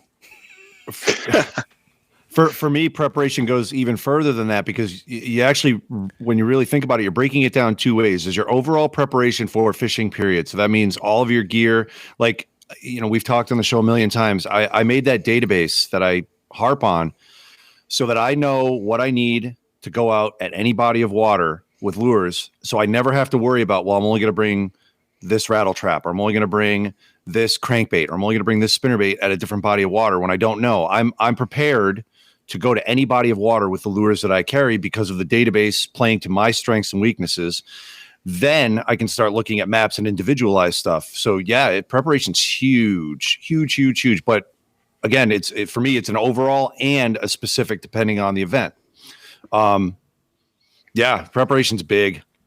I couldn't agree more because if you're not prepared with conditions, knowing the contours, knowing the way that maybe the fish react to that specific spot, what they're feeding on. If you're fishing a brand new body of water where there's a different sort of forage for them to be feeding on at different points of the year, that could totally change everything. And really, at that point, you're playing roulette. You're looking at your tackle box and you're like, I told that one.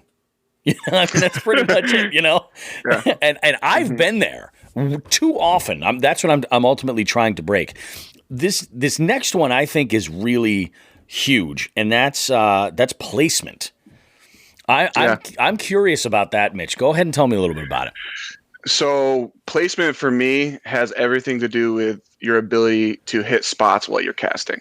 Oh, where you're actually physically placing that bait. As you guys know, you could be a few inches off and just something's not right about it. If you're targeting stumps that day and you cast past the stump and you go to bring it by the stump, but you're 2 feet off the stump instead of 2 inches off that stump, it's a big difference. That can make a huge difference. So where you're placing the lure is huge, but also placement for me is what am I placing there? I want to throw the right type of baits in the right places. Yeah. You know, you want to know what they're feeding on, what their forage is, and you want to try and match the hatch by putting the right bait in the right place. And if you're not placing your lure in the right spot, you're just not going to catch fish. You got to have baits around fish to catch fish. Yep.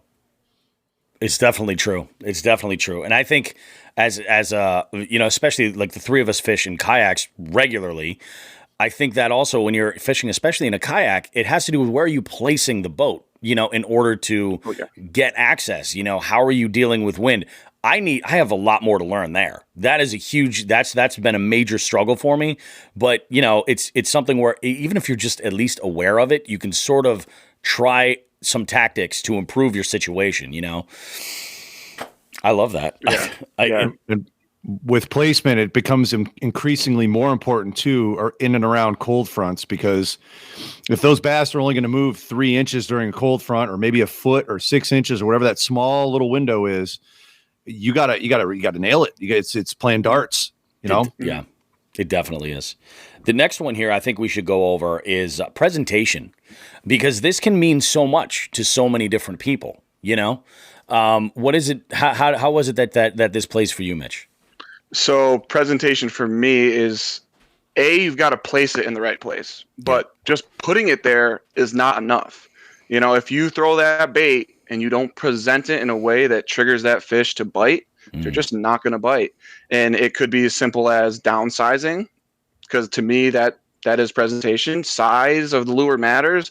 Color of the lure matters. Your speed retrieval. Yep. Where in the water column are you fishing? Obviously all that ties into like time of year and what kind of stages are they, pre-spawn, are they spawn, post-spawn.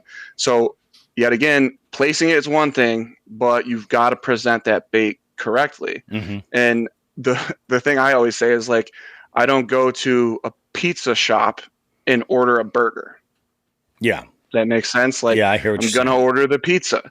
So you've got to present that pizza in the right place, to get that trigger of a strike. That makes sense. It makes sense. I'm curious how, I think for a lot of anglers, a lot of that has more to do with awareness of what they're doing. Because I don't know about you guys, but I will find myself, especially if I've been out there all day just grinding and it's like 1,000,000 degrees, I often will find myself with like tunnel vision, retrieving, I just like almost like it's like a zombie, just kind of like, cranking, chucking and winding, or I'll throw a jig and I might just have the same exact retrieval every single time. I might, go and take a few different casts in a few different locations around a piece of cover, to get seen, but my retrieve won't necessarily show up depending on what it is the way that they're biting. And that can be a make or break situation, because if you're just moving your bait too quickly, or you don't have the right sort of fall rate or something like that,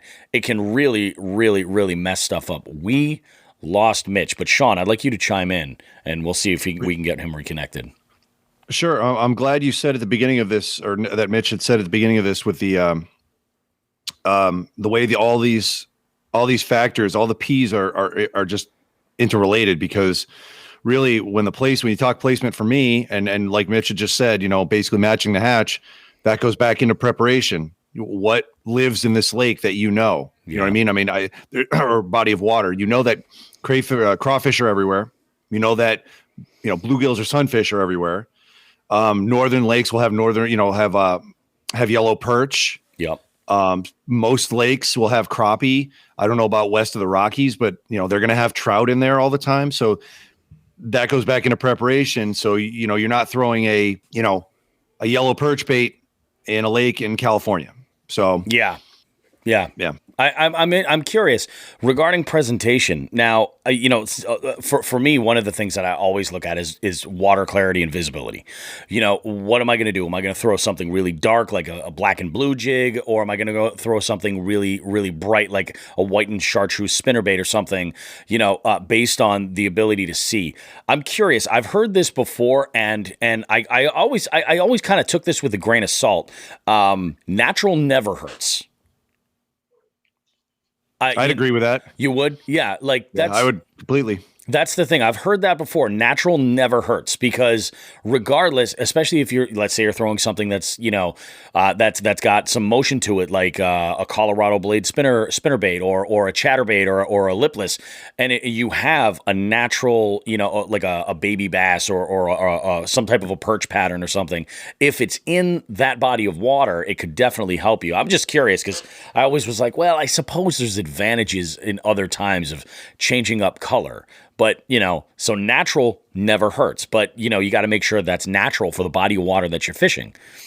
I'll give you a great example of that, Bobby. So all my time in Oklahoma where I fished that friend of mine's private pond with his, his immense bass. Yep. So he would always, give me a rash because I held his pond record for about 4 years or 5 years with an 8 1/4.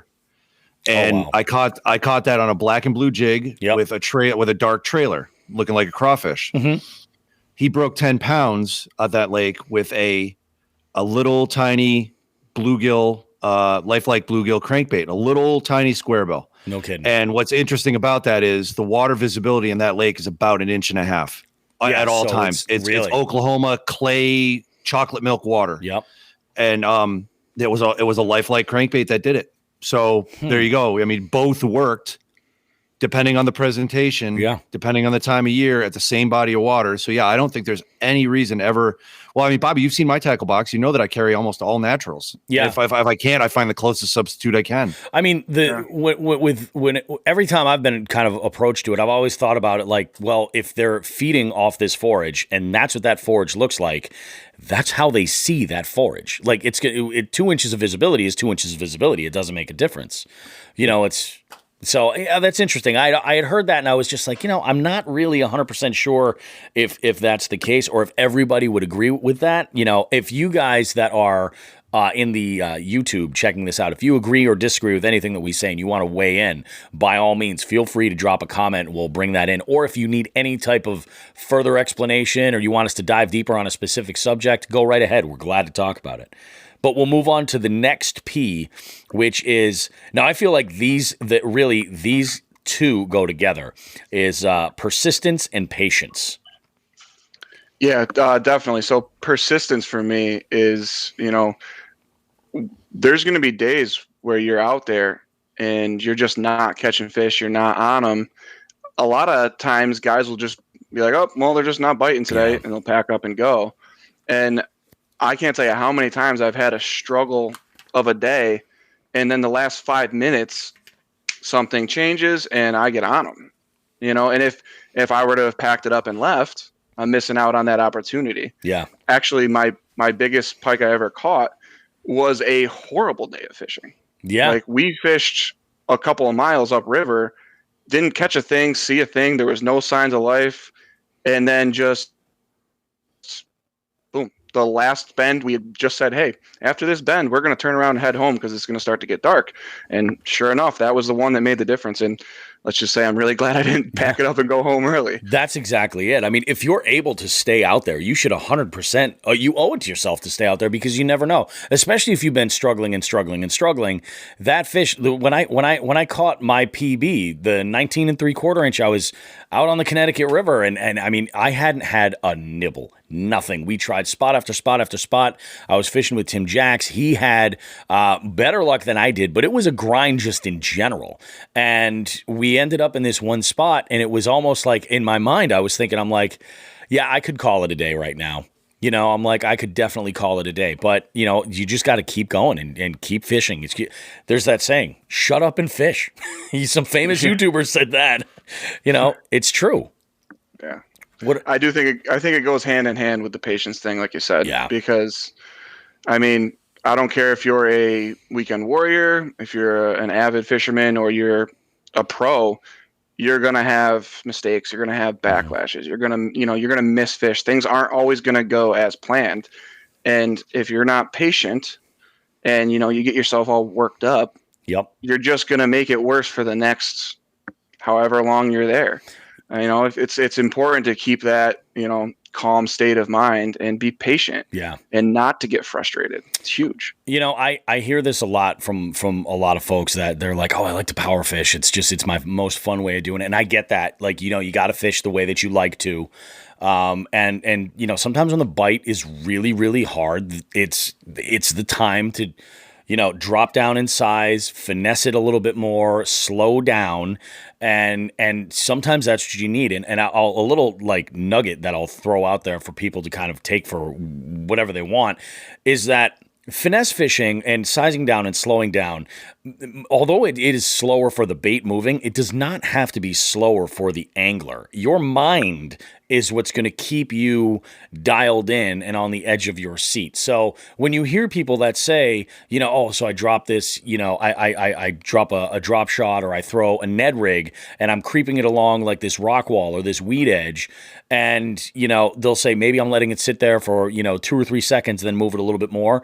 Take that number and at least double it. I would say maybe even triple it. And but by counting in your head and being aware of what's going on, it'll keep your attention and it'll keep you engaged. And if you're, let's say you're letting a bait sit for 5 seconds, let it sit for 15, that next cast, and then follow the same repeat. And when you do hook up, it'll be that much more of a sort of an eye-opening experience, where you're just like, it paid off. But if you process that time of like slowly working the bait by actually tracking and taking note of what's happening around you and counting the time, you can keep yourself sort of engaged. And I think that's what it is. That's why I think people don't want to downsize or slow down most of the time, is they don't feel like they're engaged. They're not actually fishing. But if you're like, it's like Tai Chi.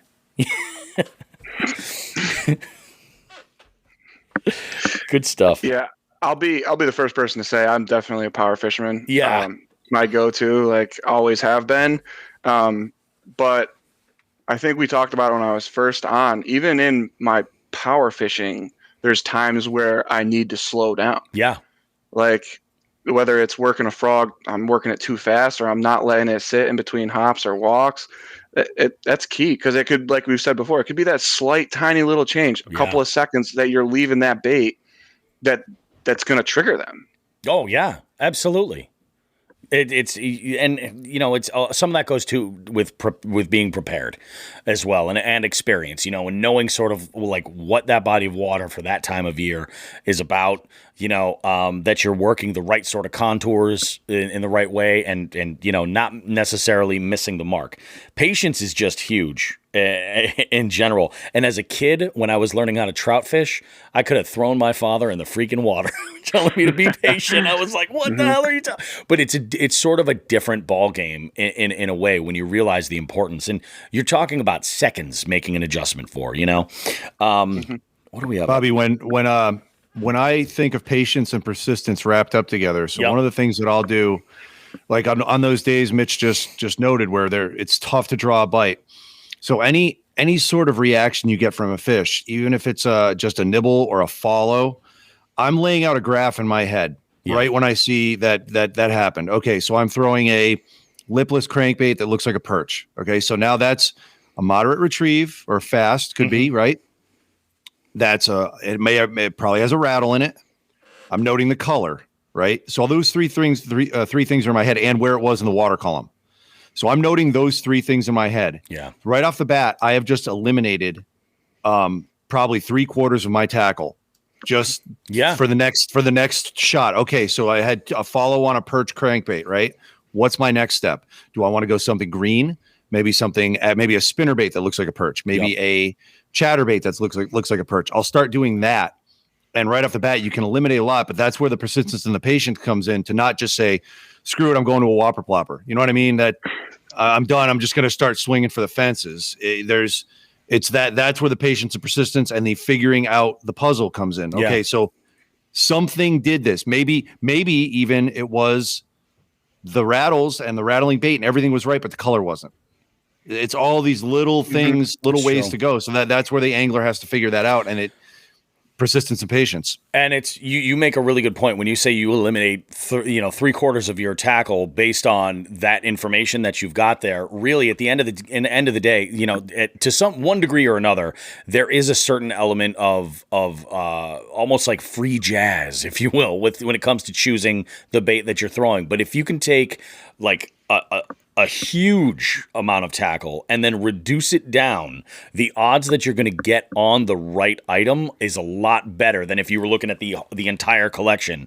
If you can, whittle it down a little bit and kind of figure it out like that. Now picture doing so much preparation that you've whittled your tackle boxes down to 5 boxes. That's all you bring with you. And that's stuff you're good with. Yeah. You know what I mean? Because that's what I do. It works. Mm-hmm. Now, Sean, if you don't mind, how do you divide those into boxes? I'm just curious. I have a box with crankbaits, lipless and lipped. I have a box with spinner and chatterbaits, which is the spinnerbaits is very few. I only carry a couple different models. One of them's for night, so that speaks volumes. Yeah. I have one for terminal tackle. And then I have one for jerk baits and one that I call that's top water and the kitchen sink lures. There's a couple of lures that I have that don't quite fit into all those categories. Yep. And they go because I don't carry a ton of topwater stuff anymore. And my floating jerk baits are probably my biggest topwater, tool. Mm-hmm. Those are in with the jerk baits. Yeah.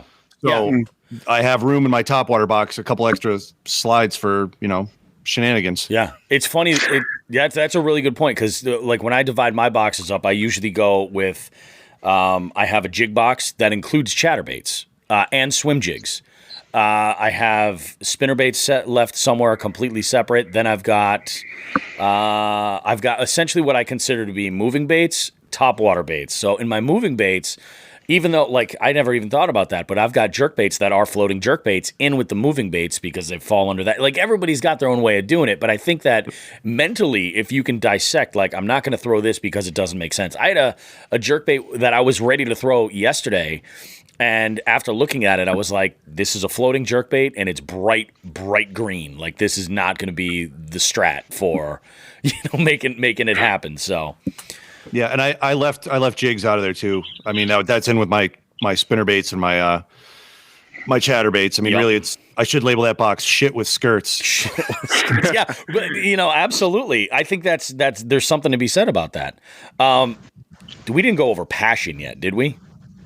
No. We didn't go over passion yet. Let's go over passion. Howie probably would like to add something here, I would think, maybe. Our intern. So are we ready for Howie yet? I'm sorry, Mitch. No, you're fine. So for me with passion is like what are you trying to get out of your fishing and your angling? How passionate are you about it? Because let's face it, it's something that requires a lot of practice, a lot of time, money. If you're passionate about doing this, you've got to do all these things. And if you're just looking to just get out there every once in a while and catch some fish, that's great. But you have to know how hot your passion burns for fishing. And if it burns as hot as mine, you're going to do everything you possibly can. Yeah, it's true. And I think that's the thing. Passion is what drives you. If you don't have the passion, you really can't make that commitment in order to go. And, I know that there's people that listen to this that don't fish competitively or anything. I know that this is more of an escape from the work grind and everything else. But the reality of it is when you do go out, even though you're going out with buddies and things like that, you do want to get on fish. That's ultimately the goal. And, you'll definitely return to it, and your catharsis that you get will be maximized if you're effectively catching fish out there. Roadkill Nick throws something in here. He goes, I'm going to put the 5 Ps on my boat. This will help. I agree, Nick. I think that this might make a good fishing tattoo. Something to look down and remind myself, that's not a bad idea. I like that idea a lot. Yeah, this might be a good one. That might have actually just given me the idea that I need. Then you can never, ever, ever forget. I think this can apply to life in so many different ways. But in terms of fishing, your passion is your drive. You've got to prepare. You've got to take the steps to try to be as successful as possible. I think that's really, really important. You have to have the same level of passion for fishing as Sean the Fisherman and I have for duck quesadillas at any given moment, you know. Mm-hmm. Passion makes all the other peas fall in place. Yeah. You know, And I think it makes it easier to digest, honestly. yeah. You know, you're kind of, The quesadillas too. yeah, the quesadillas as well. So let's see, we got passion, and then the last one is practice. Yeah. So for me, practice obviously just means putting in the time and, you know, getting out there and doing it and learning, because every time you're out there, even if you get skunked, you should leave with something. Yeah. Some sort of knowledge on what you learned for the day. It's going to make you a better angler. If you're not out there learning something, you're not getting any better. Yep. But yet again, practice can be as simple as in the off season, working on your flipping and your pitching, you know, getting your casting down. Yep. And Practicing your knots. Yeah, yeah, exactly. Practicing your knots, because it sucks if you tie a bad knot and lose a nice fish. Yeah. It's going to burn you. And then you got to be patient and you got to be persistent enough to continue to try and learn the knots. That's definitely true. So, that's definitely and then like true. another thing too is you've got to, like I said, put in the time, and nothing great was ever built overnight. So it's going to take time to really be a good angler and get better. Like, it's not just going to be, oh, hey, tomorrow I'm going to wake up and be a better angler. Yeah. Try as hard as we might. Like, it's not that easy, and it doesn't come overnight. You know, and I think you nailed it. There was something recently where I had seen, I forget who it was, so excuse me, but there was somebody in a YouTube video who was talking about, it's not so much about, you know, so you get skunked. As long as you can walk away knowing something or learning, like, so these are the things that even if all you learn is after the fact, like, you know, I was throwing this and come to find out that was just the wrong color, or, you know, the water temp was just, you know, that was just too cold for as fast as I was trying to fish and break down this body of water and you know, actually just cover water. I think if you can do all those things, you're doing yourself a huge service. You know, to take that, you know, what ultimately could be looked at as a fail, you know, for, you know, the as far as the day, but turn that into something good, you know, learn something from it and make it really sort of count. Yeah. I mean, just like eliminating your tackle because you've, you know, crossed certain things off, Yep. is the same kind of concept. Like, oh, I went to this body of water today and the conditions were, you know, this. Okay, so that means whatever I didn't work. Next time I have those exact same conditions, I'm not going to do what I did today. Yeah. I'm going to change it until I figure out what works in those conditions for my body of water. Exactly.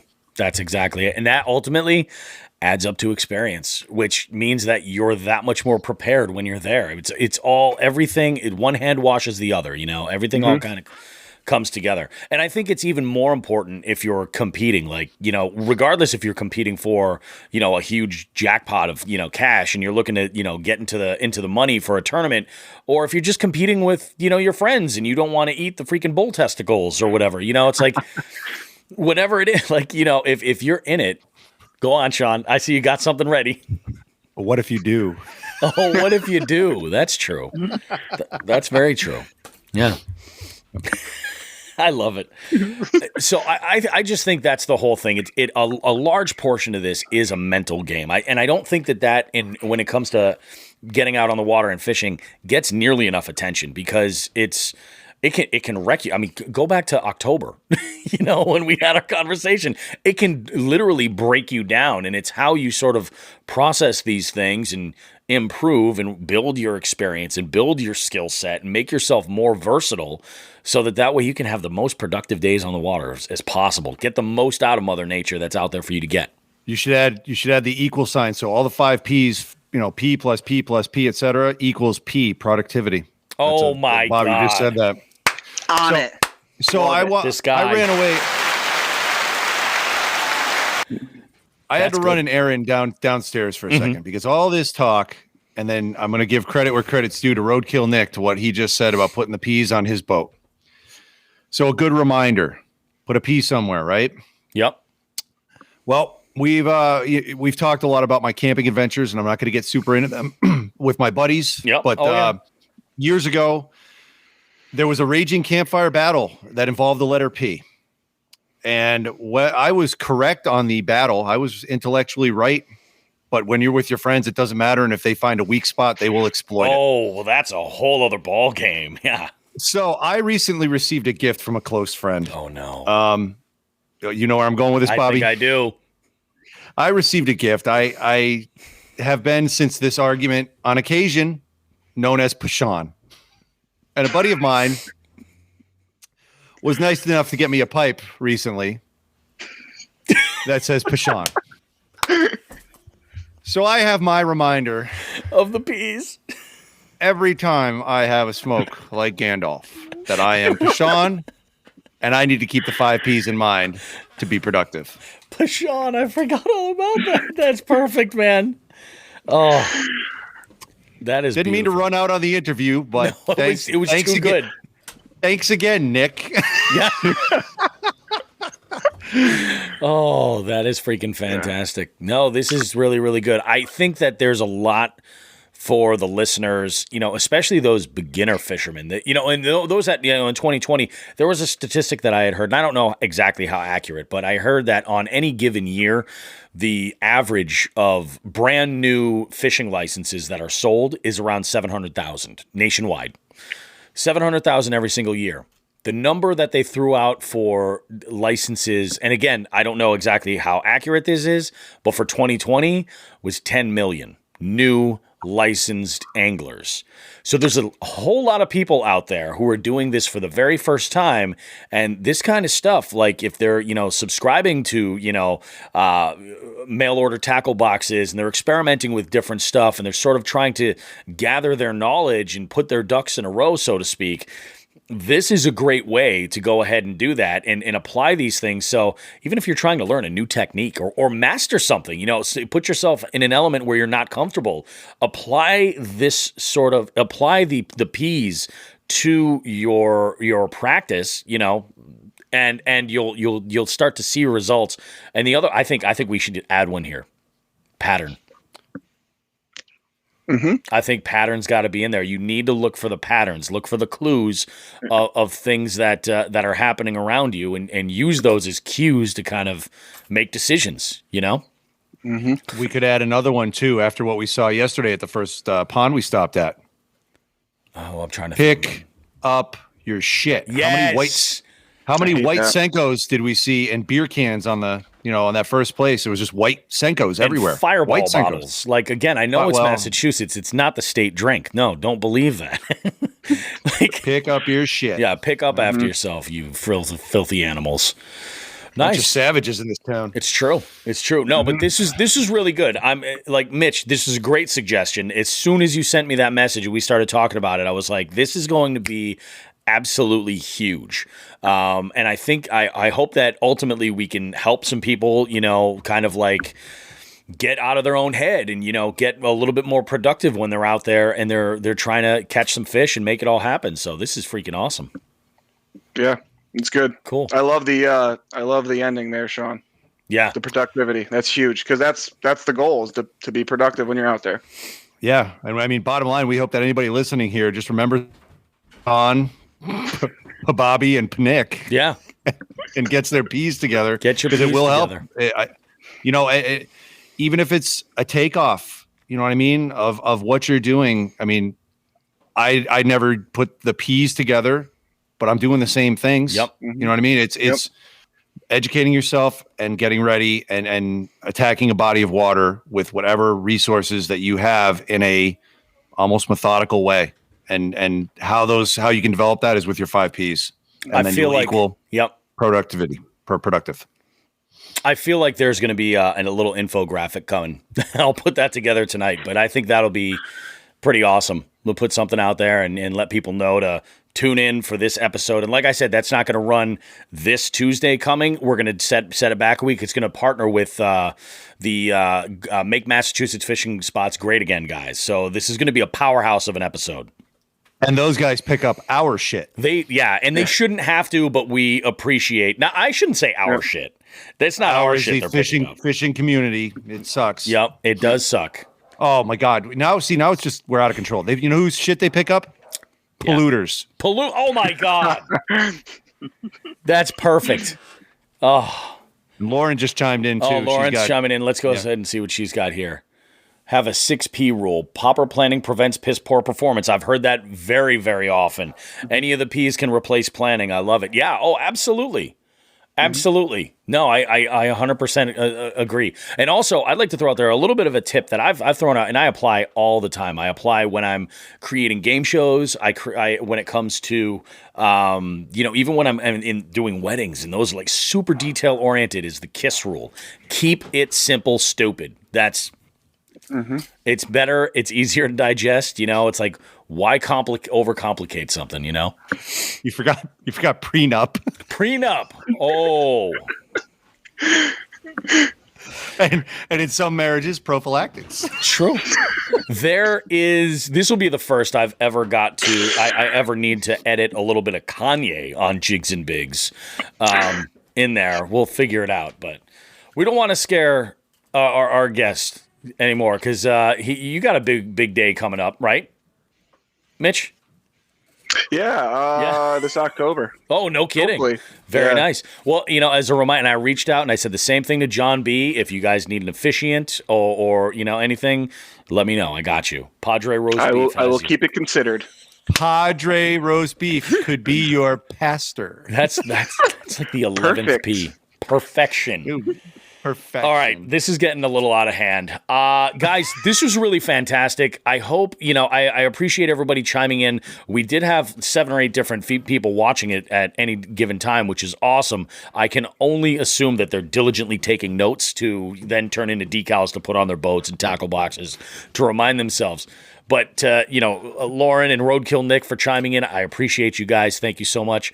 If you, the next time we do something like this, would enjoy being a part of this back and forth and jumping in the comments, all you have to do is become a member over at our Patreon page. Be one of our jig heads. We have a 100-slot membership group right now that's locked in at $5 a month. It's a contribution that helps keep the show going and make it all happen.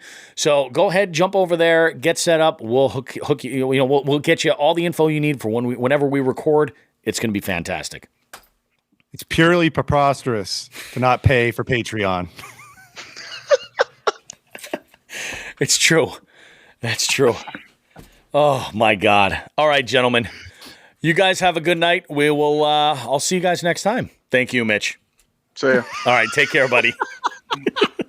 All right, huge thanks to Mitch for coming to us with his story and kind of giving us some nuggets of information to kind of share with our listeners, and hopefully we can inspire some people. And I'm going to be applying all of those P's that we talked about. I'm going to be applying them to my next trip on the water, which should hopefully be this week with all this beautiful weather. Anyway, guys, we have an amazing interview coming up after the break. You're not going to want to miss out with this one. We've got the core of Make Massachusetts Fishing Spots Great Again. If you've ever been out to a local body of water and you're like, oh, a bunch of savages in this town, I can't believe all the trash that's around here. And then maybe you've stumbled over a blue trash receptacle with a bunch of stuff and discarded some things in there, and they wrote, Make Massachusetts Fishing Spots Great Again. That was left there by this organization. They've gone out there and done major cleanouts in lots of our area waters, and they're making an impact, and the local communities are taking note and they're getting involved and getting behind them. So that's amazing stuff. Hopefully you guys can take this and apply it to your area if you're not in the Western Massachusetts or Central Massachusetts region, and figure out ways that you can kind of make it work. But we'll be right back with that after this message from our good friends at Three Bells Outfitters.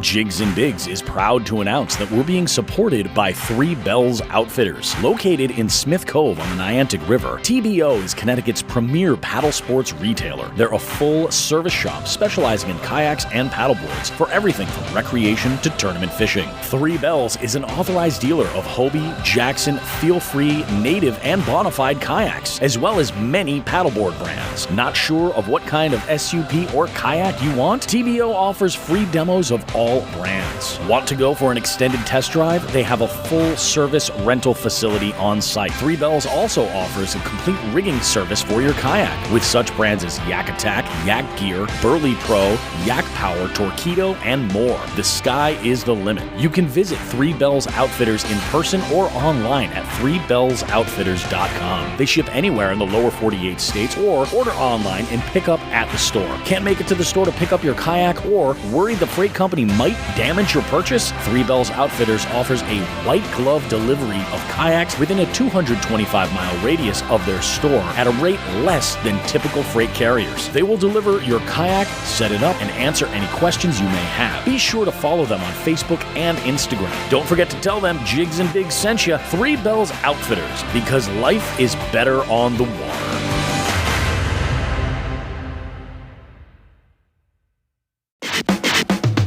Hey guys, Bobby Roast Beef here, Jigs and Bigs interview segment time. And in the beef seat today, I've got two guests, two local guys. I've got Brett and Bryan with me.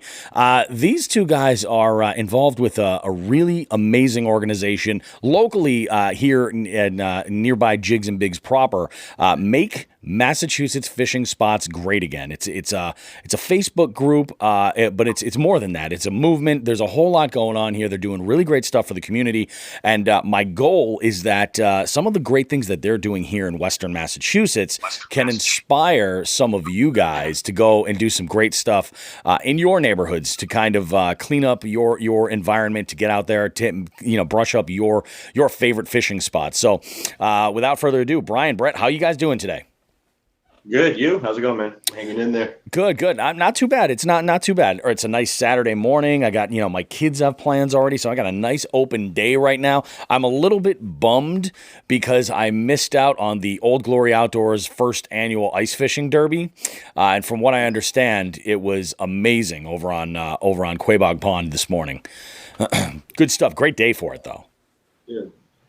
Yeah, I didn't even know what was going on. Yeah, it was. There was a little bit of drama getting together, but I guess there's like 200 anglers involved.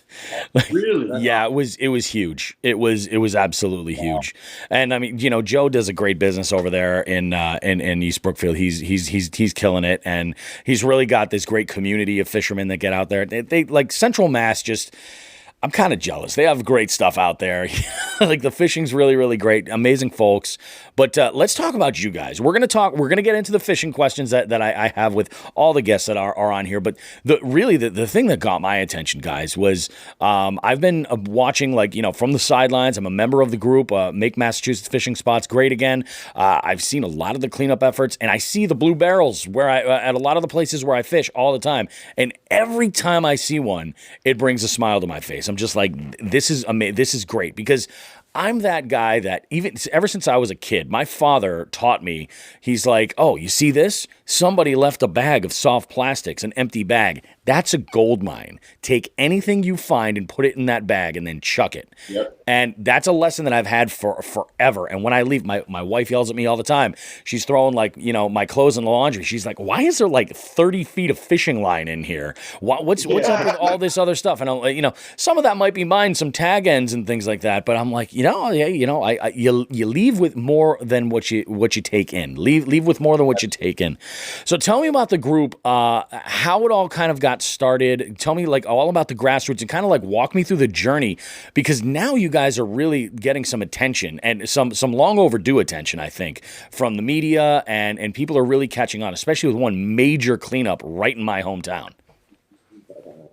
All right, so I'll take that. I personally think it all started. It was really small. It wasn't started with the intentions of coming into something that we're doing here. I mean, Yep.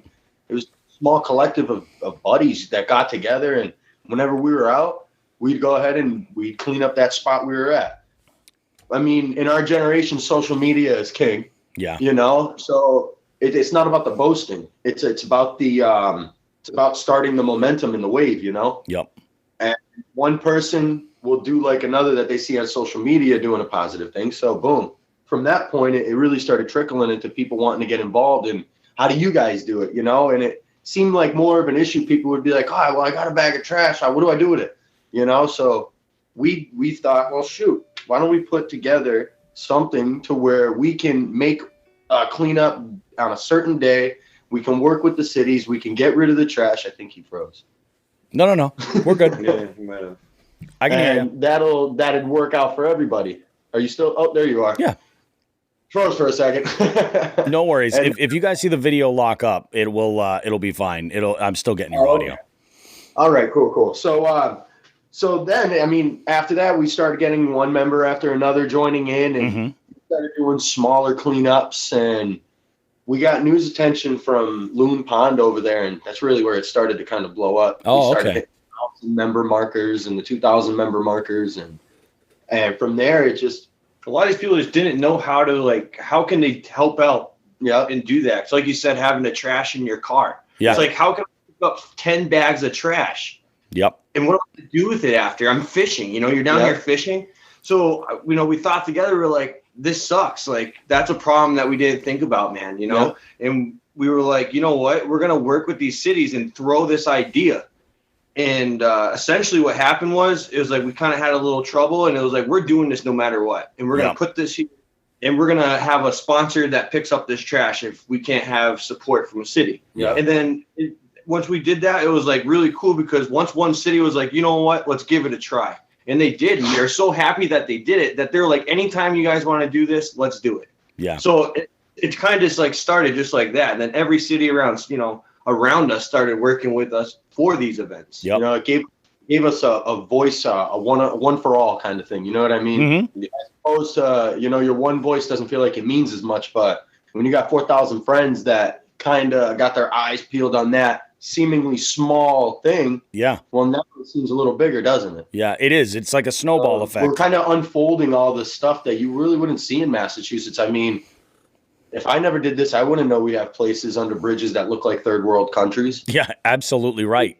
There isn't a lot of people that don't know that, Yep. Oh, yeah. Think of the people that drive over those bridges and every day and have no idea what's going on under there. But then when they see it, they're absolutely blown away and overwhelmed. A lot of people are just like, what do I do? So you guys definitely stepped up and did it. And you're right about the municipalities getting involved. All it takes is one to go and say, hey, this worked, and we're going to back them. And once that happens, it's viral. It just picks up. Another community reaches out and says, we want to get involved. So you guys, I've seen you post cleanups that you'll do regularly where you have people show up. And I've heard that the turnout is absolutely amazing, that people do great stuff. What was the last one that you guys have done? It was a couple hundred bags of trash that you pulled out. Oh, yeah.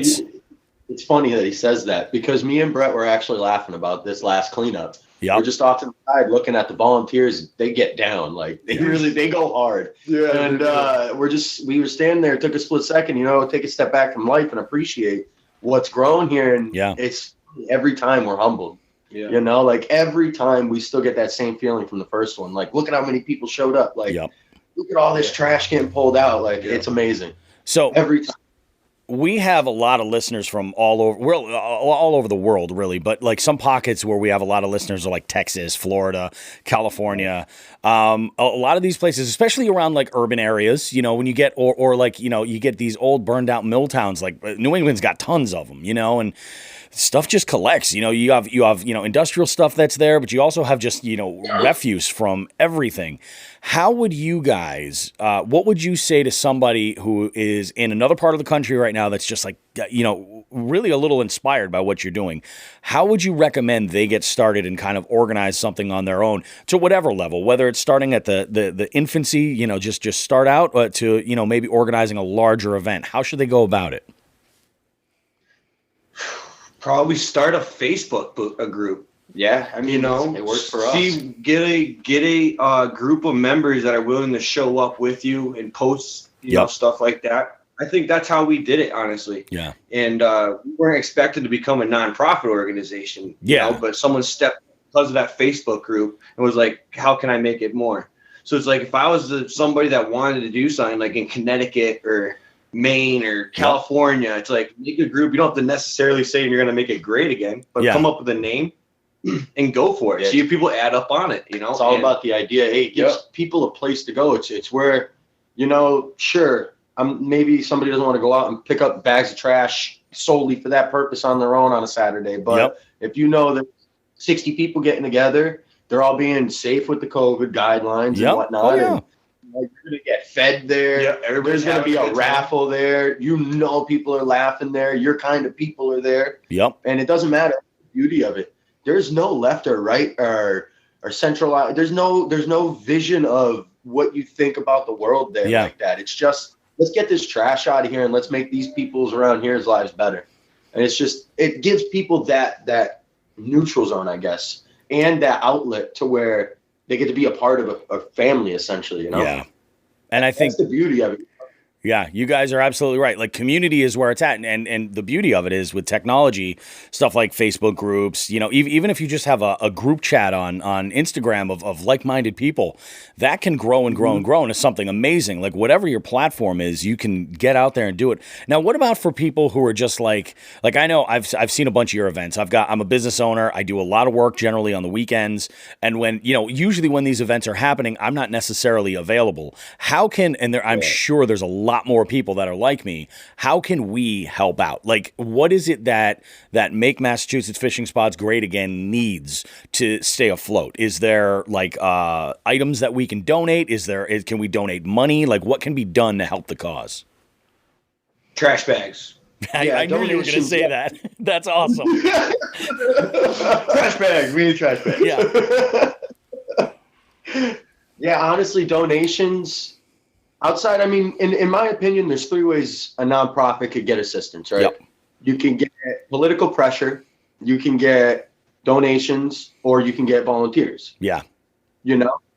So if you could do all 3, obviously triple effect, but if you can't show up on a Saturday, I got a lot of buddies too. They work weekends. Yep. And it's hard, but political pressure. If you're a business owner in a community and we're in that community, or happen to know somebody in that community, reach out to them, let them know that we're coming through, because it's not always easy for us to get this help from cities. We'll be honest, It's I not always, oh, hey, come through. It's always, well, you're going to do it this way and that, and you got to put the trash here in a particular showman shape. And, it's all this, and any political pressure that helps. And then donations. We're very public about what we use the money for. Yeah. We will disclose anything anybody ever wants to know. Yep. We use it, getting the next cleanup done. That's it. And that's the thing. Really, it's an investment in your own environment, locally, your own ecosystem, because whatever you can do to help an organization that's helping where you live, you ultimately are benefiting in just having a cleaner environment. It's a win for everybody. So, Jigs and Bigs wants to be involved. So we're going to be doing some events. We're talking about organizing some tournaments and things, and we'd love to have you guys be a benefactor in that going on. And also, we'd love to have you on routinely as a source of inspiration for other people all over the place. Because we're huge believers in what you guys are doing, and we want to support as much as we can. So that's a major, major point for us. Both Sean the Fisherman and I have been saying for months, we need to get someone from this group on here to make it, to talk about like the amazing things that are going on. And if nothing else, maybe it'll catch on in other parts of the country, and then, it's just going to be amazing. So my hat's off to you guys. You guys are absolutely killing it. Thank you. Let's talk fishing. I can only assume that the two of you guys like to fish while you're out there on the water, right? Oh, yeah. Okay, cool. Absolutely. So let's get into it and discuss some of the questions. So you guys go ahead and tell me, each of you, like the backstory, how it was that you discovered fishing, where it was that your passion for the outdoors in general just sort of kind of happened, and then, got up to the point now to where you care so much about the environment that you're making it such a forward effort. Yeah. I was raised fishing, so I I have pictures of me at 2 years old holding fish that are bigger than me. You know, my dad would catch the fish and he was all into that. So, I mean, I love fishing. You know, I did it from the boats. I've never fished the ocean, so it's always been freshwater, Massachusetts. I went to Colorado and stuff, but it's like fly fishing is my biggest thing right now. Oh, yeah. I fly fish. I love it. So, you know, I like doing that stuff. What about you, man? Me, I started on my old man's bluefin back in the day, man. I was a young kid. And ever since I threw my little shoes off that boat, it's been history, you know. I've been on boats and on the water. I joined the Navy. Something about the water, it draws me, you know. Yep, absolutely. I cannot get away from it. Everywhere I friggin' move, there's a stream 10 feet from me somehow. Yeah. You know, I can't get away from it. I mean, and then, you know, me and Brett, we grew up together as little kids, and as we came back together in our lives later in our lives. Yeah, it was this group that did it. This group actually, brought us back together. That's so cool. He's more of a, he's a hunter, you know what I mean? Like he's a go-getter when it comes to his gaming.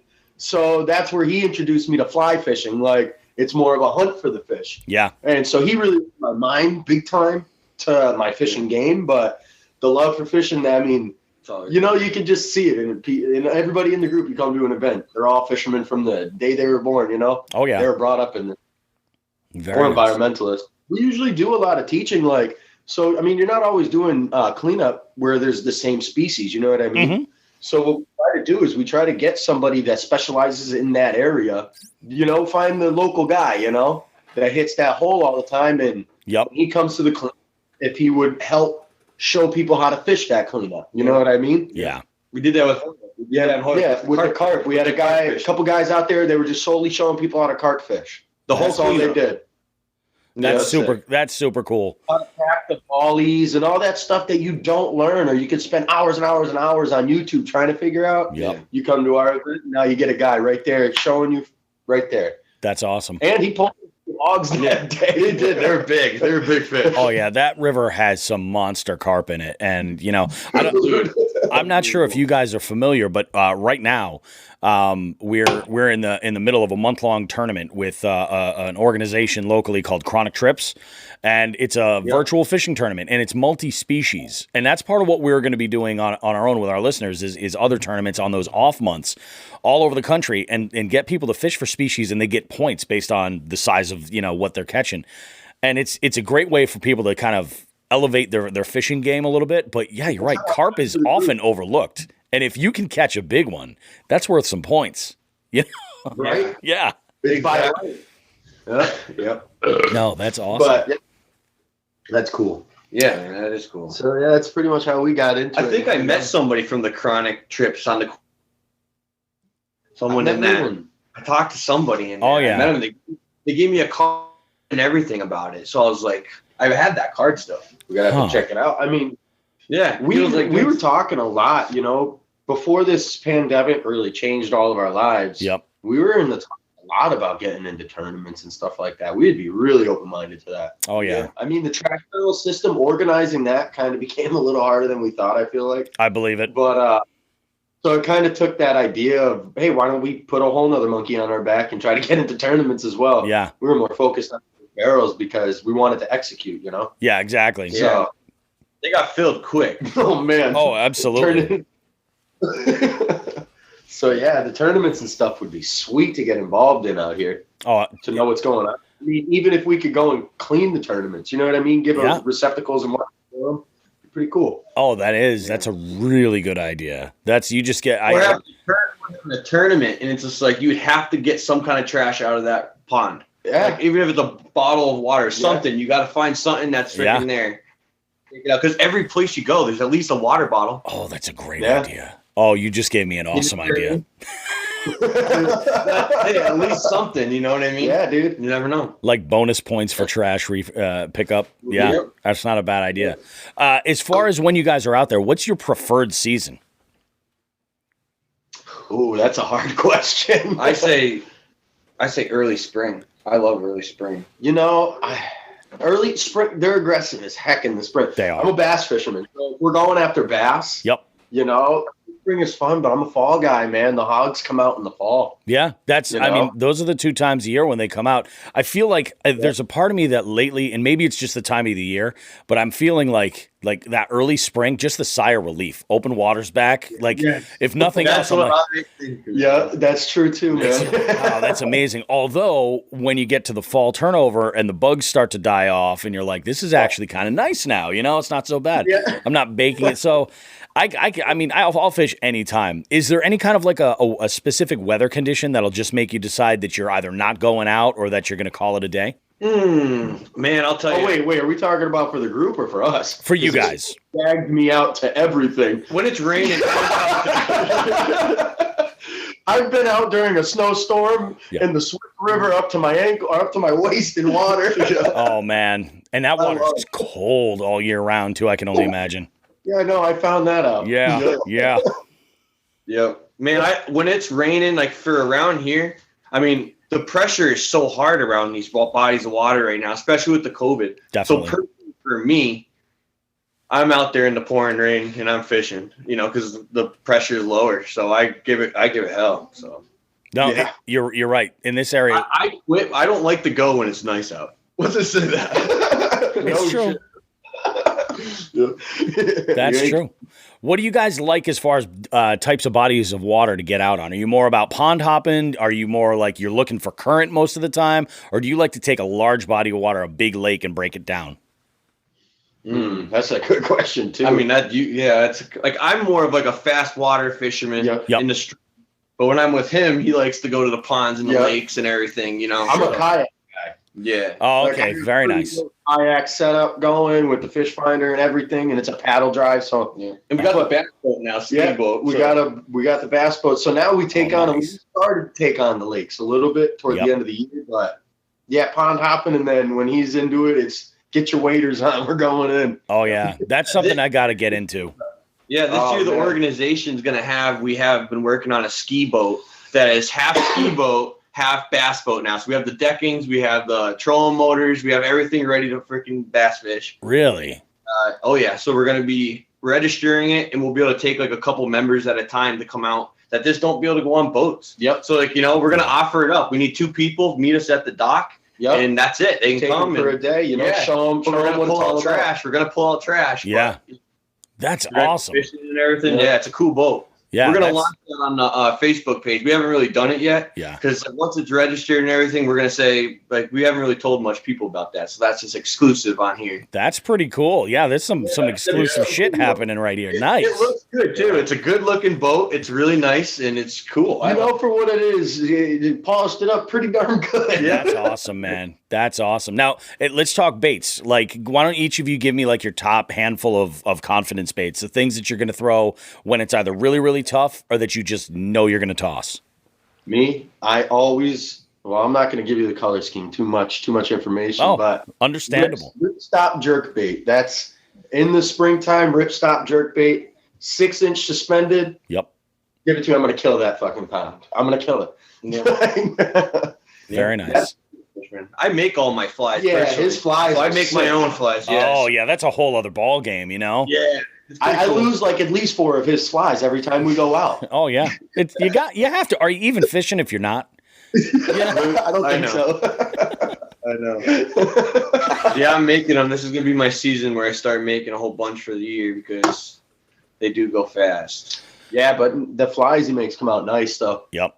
He makes it look easy too. I've tried to do it. It's not as easy as he makes it look. No, and it's a whole art form. And when you get into fly fishing, it's like there's a whole separate sort of like almost like a cult like following with fly anglers. You know, it's just there was I did an interview with a guy in like the Turners Falls, Shelburne Falls area, Elia. He's a YouTuber and he makes his own flies. He fishes all types of different methods, but he's really into fly fishing. And I think he shared something on Instagram that was like things that will happen to you when you start fly fishing. And one of them was you will absolutely become a fly snob / gear snob. And I'm like, I can kind of see that. Yeah, at least once. I feel like he's called me that already. It happens. You know, it's okay. I'm not mad at it. You know, it's fine. But over here. Yeah, it's got to be brown with a gold tail, and you got to run it like this, and you got to no, not like this. I'm doing it just like you're doing it. No, you're not. You got to. It is. It's a whole other kind of art. Now, this I'm really interested in because you guys have been fishing for a while. You guys have heard that saying that fishing tackle catches more fishermen than it catches fish. Yeah. In your opinion, what do you think's the most ridiculous fishing tackle trend that's been out there, like in your entire life? And swim bait. $100 swim baits. $200 swim baits. Ridiculous. Throw that.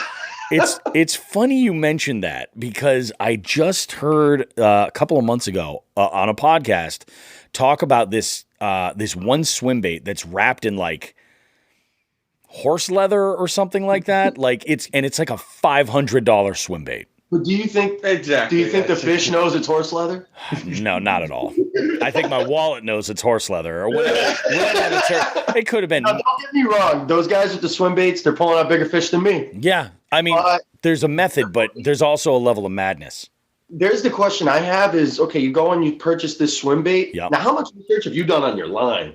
Because that's really what you're trusting. Yeah. Oh, it definitely is. It definitely is. Are you retying every 5 casts so that you don't have a snap off? I think I might stop fishing the whole week. I'd be so upset. Yeah.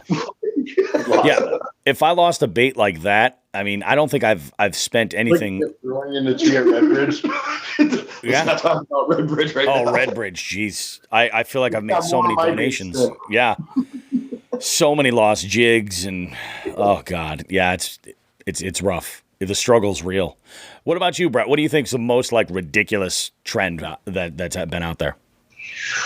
Man, I have to say for fly fishing, the most ridiculous thing is the people that, I don't know, I feel like buying the fly sets. Like I look at online, I look at some of these fly sets. And, I mean, some people, it's like they just don't have the time, but it's like, man, they would really enjoy the sport better if they started making it themselves. Yeah. It's like, for me, it's like when someone sits there and they're like, well, I bought 20 woolly buggers, I'm like, man, it could take 10 minutes to do it. And if you do it right your way, you know? So, I don't know. I guess that would be it. Like, That makes sense. Making your own. What about guys out there imitating the food they feed the trout when they're being bred and like spawned and stuff and before they release them? Forks or whatever? Yeah, I've seen people at the Swift River also. It's the craziest thing I've ever seen. Yeah. And they sit there and they're fly fishing and they're holding this can and they're shaking the can. And I'm like, what are they doing? Like, what are you doing? And they're shaking it, and nothing goes on. But then they cast out. And the guy told me one day, he's like, he thinks, it's his theory, that if he shakes that can, that the trout hear it like they do at the hatchery. So they start coming towards the... So he thinks he's calling them in. So I'm sitting there like, he hasn't caught a fish, bro. I was just like, and he's shaking that can. I was like, oh my gosh. I was just like, that's crazy. That's the craziest thing. That is insane. I mean, that is the craziest thing right there. I mean, maybe it works, but I mean, it must have worked once. At least he's doing it. I'll be damned. I'll put a ton in a backpack and I'll start jumping. Yeah, I can't, man.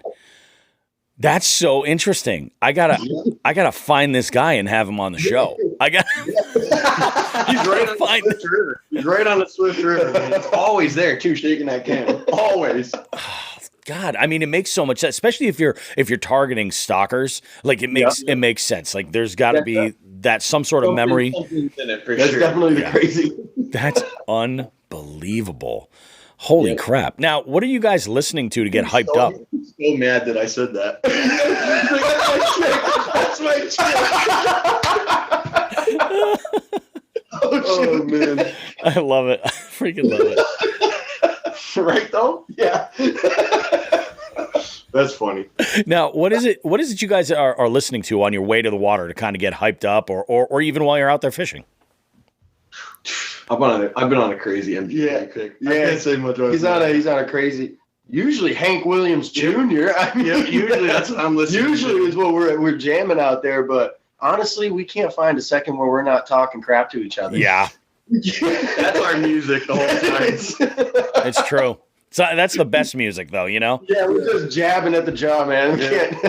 And actually, that works right into this next question. I'm a big believer, you know, I've only recently kind of discovered tournament fishing and everything else, but there's a lot of reason people fish. And I've got one buddy, we don't catch a damn thing when we go out. It's just, you know, we're just going out to have a good time, and it's a shit show every time, but we wouldn't change it for the world. That said, like, I'm a real big believer in, like, the people that you're with can kind of make or break an experience. Totally. You know, if you could give me top 3 people, each of you, that you would love to fish with, and they can be living or dead. Doesn't matter who. You can, you know, top 3 you'd want to fish with. Want to or have? Want to. Want to. Yeah, that's a hard question. I'd have to say I want to fish with that guy that says didn't go 20. I want to fish with that guy. There's that dude. If I can fish with someone tomorrow, that's what it would be. Rut Daniels is, I think. Okay, fair enough, right? Yeah. I get it. I get it. That guy's a riot. Man. I would make sure, I know he's not like that all the time, but like I'd make sure that he fished like that with me the whole time. Like, I don't want to hear his normal voice. I just want to talk like that the whole time. All right, so I'm going in the water with that River Monsters guy. Oh, Jeremy Wade. Yeah. That guy, I don't think I'd actually go in the water with him because he's out of his absolute mind. Oh, yeah. I'd like to fish with him. This guy's backpacking boats into places. What the hell? I know. It's crazy. Yeah. He's done some amazing and insane things, like things I would never, ever do. But I'll bet you he's got stories for days. Oh, my God. Yeah. Who else would you fish with? Probably Bear Grylls to watch him fish with his teeth. Oh, yeah. You know, I had my great-grandfather one day on the Deerfield River, a long time ago, obviously. Yeah. He was fishing a hole one day, and some guy was fishing next to him.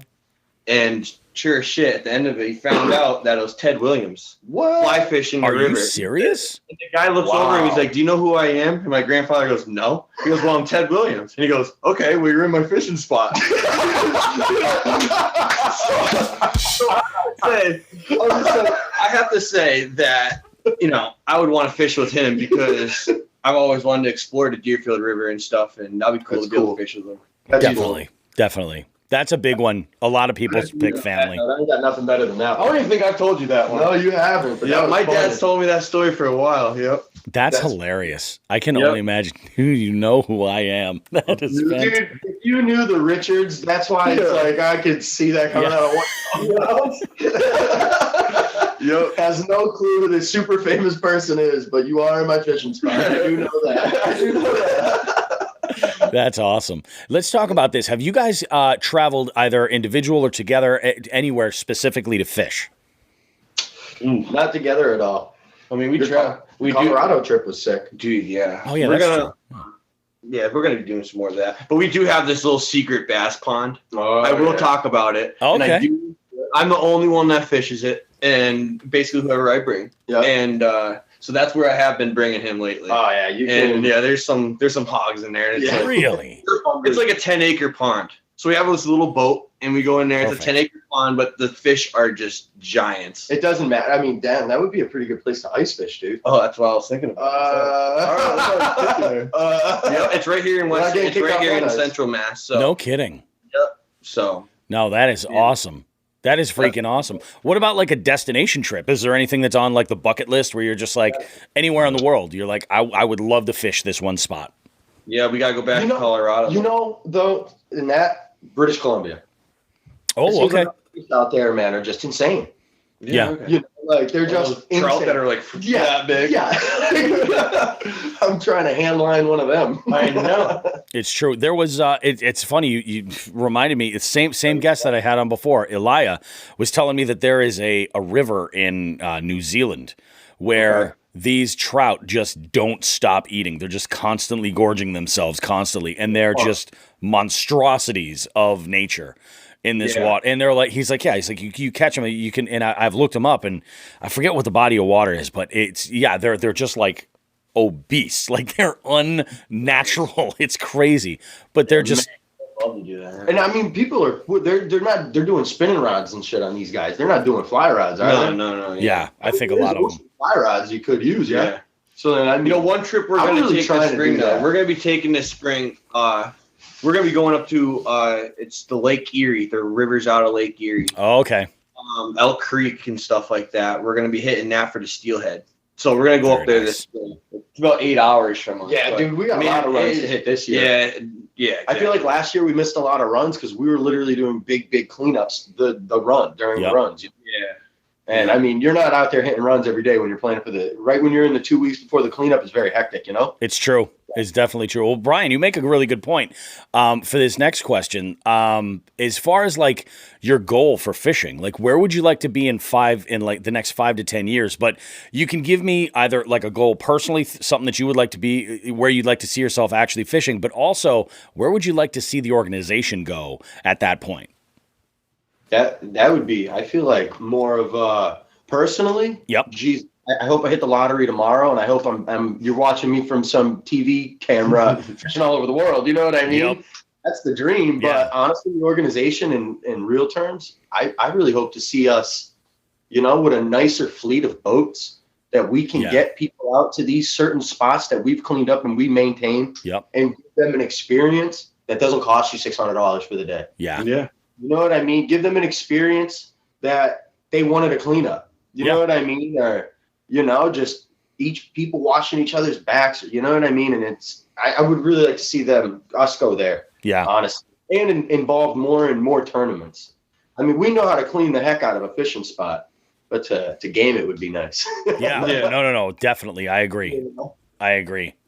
That's what I feel like. I mean, and I know you got a lot of visions on where this is going to hopefully end up one day. Yeah. I mean, it's without these volunteers and see, that's what's really been changing things because like we didn't have such a big goal like this. We didn't expect this to be like this. Yeah. So now it's like the goals are changing as time's going because now it's more and more volunteers, more and more sponsors, people that want to get involved. And, now it's like the goals are getting crazier by the day. 'Cause it's like, wow, what's going on here? Like, we'd be stupid not to keep going with this, and without them, dude, we're nothing. Without volunteers and all these sponsors.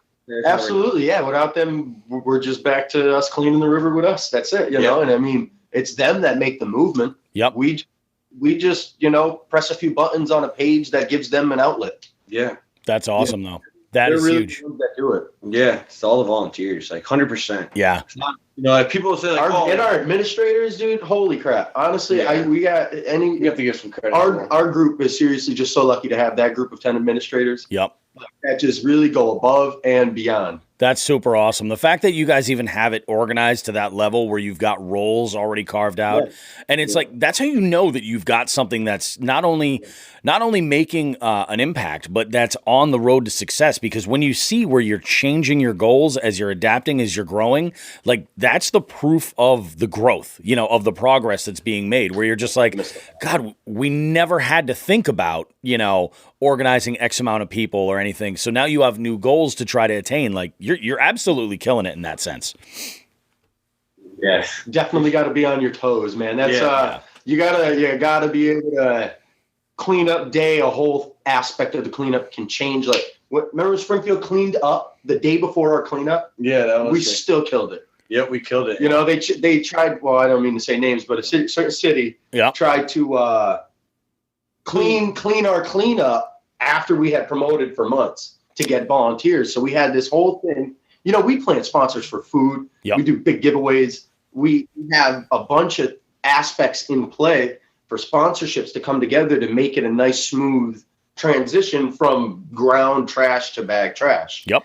And it's like they cleaned the whole place, the day before our cleanup, but we reorganized it. We floated it over. Did another show. So we did twice as much. And I was like, the city did their part. We're just going to clean up the next part. Yeah. So we were able to move on our still toes. Took out 6,000 pounds of trash that day. That's craziness. Yeah, but you know what? Yeah. I mean, at the end of the day, it's you guys are doing something great for the environment, and it's like, if the municipality's trying to spin it, however they're trying to spin it. It's like, at the end of the day, the environment's getting clean and you guys did the best thing. You were like, okay, so we're going to extend it down. Look at how much progress was made. So it's a win. Yep. Exactly. That's what I was saying. I was just like, at the end of the day, we just did double what we even planned to do in the first place. So I was just like, and everybody was like, well, I guess you're right. And it's just like, damn right. Like, that was awesome. Like, we basically tricked them into it thinking that we were going to stop. I will give the credit where it was due, though. Orlando Ramos did put his neck out there, and he did try to help us. Yeah, he helped us big. He definitely put his neck out there a bunch of times to give us help. Yeah. That's good cool. guy. Good. Yeah, for sure. That's good. So we got our last question is kind of a doozy. It's a two-parter. So what I need from each of you guys is two stories. The first one is the story of that you're like most proud of being on the water. Maybe it's catching a PB, maybe it's at a cleanup, maybe it's something that went wrong that you guys were able to correct or something like that. But whatever the story is that you're most proud of individually. And then on the other side of it, I need you guys to share your biggest sort of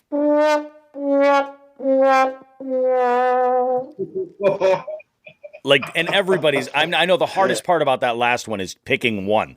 I know. It's the most difficult part. All right. Oh, man. All right. Well, I guess go Shining first, right? You want to go first? Let me see. I'll tell you my first bad one. How about that? 'Cause I have the good ones that's harder for me. The closest bad one, I was on the Westfield River last year. And I'm not gonna lie, I had a couple beers, So it's like I had a couple beers and I'm fly fishing down this river. And it's like I wasn't going nowhere anytime soon. Yep. So I was like, I'm fine, dude, And there's this guy and this kid that were fishing. And I swear they had the worst situation going on. And I was catching fish like not too far away from them. So I was just like, man, I felt so bad. And eventually like the kid's looking over at me and I'm catching fish. So like I was like, I'm going to go. I caught a fish on the line. I was like, I'm going to bring it to him. Yeah. I was like, I'm going to bring him the fish on the fly rod so he can catch his first trout on my fly rod. And I'm like going to him. I'm all excited with this fish on. And boom, I fell off, dude. I fell down the river I go. Lost my pole. Lost everything. I was just like, man, I had to get dragged out of the river. It was so bad. That was the worst thing that's happened today. That's awesome. Man, I don't have a lot of. I don't have anything like that. Yeah, man. It's a hard follow-up, Brad. I know. That's why I went first. Set the bar pretty high. Yeah. Well, I haven't fallen down any rivers trying to give some poor kid a fish. Yeah. Right? That's tough. That's me. I don't know. I guess I would have to go with my personal favorite story was from last year. I was coming up on a hole in Redbridge, and I had skunked, I don't know, for months. Like, I was in a dry spell like crazy. And I had just gotten my kayak. I had just setting it up, and it's where I discovered that ripstop. And that ripstop, 6 inches suspended. I found the honey hole of all honey holes in Redbridge, right where that well, never mind. Yeah, I was going to say, you might not want to share that. Right where I ain't saying. and oh man, I just smashed some of my biggest fish I've ever hit there, man. That's awesome. It was the best day I've had in a long time. It's funny. And it was before COVID. Oh yeah. It's funny about Redbridge. Like, it gets a ton of pressure, but I'll tell you, and I think I've met more anglers that are like, I have had like ultimate wins, like caught the biggest fish of my life there, and I've had my heart broken over and over and over. But everybody will always fish that spot. My PB smallmouth is there. Yeah. The fish that I caught a 3.5. That was the fish that got me bass fishing again. After I was like, nope, I'm done. I don't know if you guys had seen this over on our page. I'll send you guys a link so you can see it. There's a video that we recorded at Quabbin where I almost freaking killed my best friend on one of their rental boats. It was terrible and hilarious at the same time. And we recorded a little follow-up video, and I'll send you guys the link so you can check it out. But but Redbridge is one of those places, like, it's a meat grinder, but that there's giants that are in there. Yep. All right, I'll tell you Bryan's bad story. We're on the Redbridge thing, so we're at I was like, shit. So while we're on Redbridge, so like we go up, and after he had this killer day, he's like, "You gotta come with me, man. This is gonna be awesome. We're going camping." You know, and I was just like, I knew camping was gonna come up, dude. so we go camping, and we're like, you know, we go out there, and I'm on this canoe, he's on his kayak, and we go up there, we set up camp. We actually picked up a bunch of trash. Yeah, we did. So we had a bunch of trash, and then it was like we had this like great idea. Once it got dark, that we're gonna use these headlamps and we're gonna go fishing. Yep. So we're in the canoe, we're going around, we're having some beers or whatever, you know. And Brian's just throwing his freaking lure into every tree he could get into, like every lure. And I'm like sitting there, like, what is going on? Trying to turn around again, and there's like a current down this bridge. Oh, yeah. It was so damn dark. I'm just sitting there at the spotlight, looking at the trees, and he's just up in the trees every 2 seconds. Yep. I don't know how I didn't tip the damn That was the worst time. That's awesome. Oh, that was terrible. There's a reason That why was a bad I night. only night fish for catfish, because if I were to throw into my bass lures, I'd be losing my mind. How much stuff I would lose. But yeah, man, that is freaking bananas. I mean, I didn't lose it. That was the crazy part. Oh, really? Oh, that's awesome. Yeah. Good for you. That's Dude, great. I climbed into some trees that day. Yeah. He only had to climb into like 10 trees. That's that. See, that's honestly, Climbed into the trees. yeah, that's the biggest thing about being in a boat too. It's like you can maneuver and get what you need to. So, guys, we've done it. We've reached the end of our interview, but I want to give you guys a little extra moment to go ahead and promote, make Massachusetts fishing spots great again. Promote any upcoming stuff that you have to do. If anybody can help, let them know how they can contact you and everything else. This is your moment. Promote yourselves. All right. So basically, as of right now, we let this snow fall. So this is a slow period for us, but it's a great time to get yourself geared up and ready for hiking season per se. When the melt happens, we do a lot of work right into the melt. We find the most trash into the melt. People litter all winter. You know what I mean? All right. People litter all winter. So we're going to be doing a lot of cleanups upcoming months in the next, say, 2 months or a month from now. Mm-hmm. And follow our Facebook. And Follow our Facebook. Share the Facebook, get more awareness in Massachusetts. I mean, the more awareness we can get, the more volunteers. We're volunteer driven, you know, we're result driven. We're not money driven, you know. Donations are fantastic. Don't get me wrong. We love donations, but we would love to see a person. Yep, volunteers. We need them. We would love to see a person come there. Avenues to help out. Donations, we accept donations. I mean, right now it's super low key to the Venmo, PayPal stages, but I am working on a commerce and a website right now. And I mean, we're pretty busy, but it will be launched before we do another cleanup. And that website is going to give you an avenue to, it's going to have a link. You just click on it and you type in your email information, and we'll send you an email with all the cleanups that we're going to be doing. We're going to have a year's worth of cleanup spots that we want to hit, you know? That's awesome. I mean, we do a lot of recon and everything. So just keep your eyes peeled to the Facebook, and we'll pretty much promote everything that we're going to be doing right there. I mean, the Facebook is very well organized and promotions are really put up there. So I know a lot of people don't have Facebook. Yeah. So if people want, I mean, we could probably send you a link with an email. Yeah, absolutely. And we'll post it on our they blog. Can, yeah, and we can do an email based something or other there as well. We can work something out if you're cool with that. Yeah, absolutely. So it'll be a good way as well. Hey man, I just want to say thanks to you for having us on here. Yeah, absolutely, dude. I mean, this is long overdue. Like I said, I mean, I said initially when we started this podcast, we were fully aware of what you guys are doing in the community. We're just like, this is amazing. This is amazing. And then it really, really took off. And we're just like, we've got to make it a point to get these guys on the show and talk about, about how it goes. So, make Massachusetts fishing spots great again. Check out their stuff over on Facebook. Follow the group, and we're going to do our part. We're going to talk, beyond this, in the future as far as ways that Jigs and Bigs can help. And I think that, maybe doing some fundraising tournaments or other types of events even could be really, really fantastic. So I'm looking forward to it, guys. Awesome. Thanks, buddy. Awesome. Thank you so much, man. Brett, Bryan, thank you so much for being part of the show. I'll catch up with you guys after this, and you have yourself a great weekend. Do me a favor. If you guys have a picture of the two of you with like big fish, send me that because I'll use it for the artwork that this podcast goes with because I change it every single week. There's always it features that guest. So if you guys have that, or even if you want to pick like a couple of them or something like that, send them to me send them to me on Facebook, and I'll grab them from there and edit them up. Hey, I'm out of here. My trash man's here. I gotta pay him. Do your thing, man. No sweat.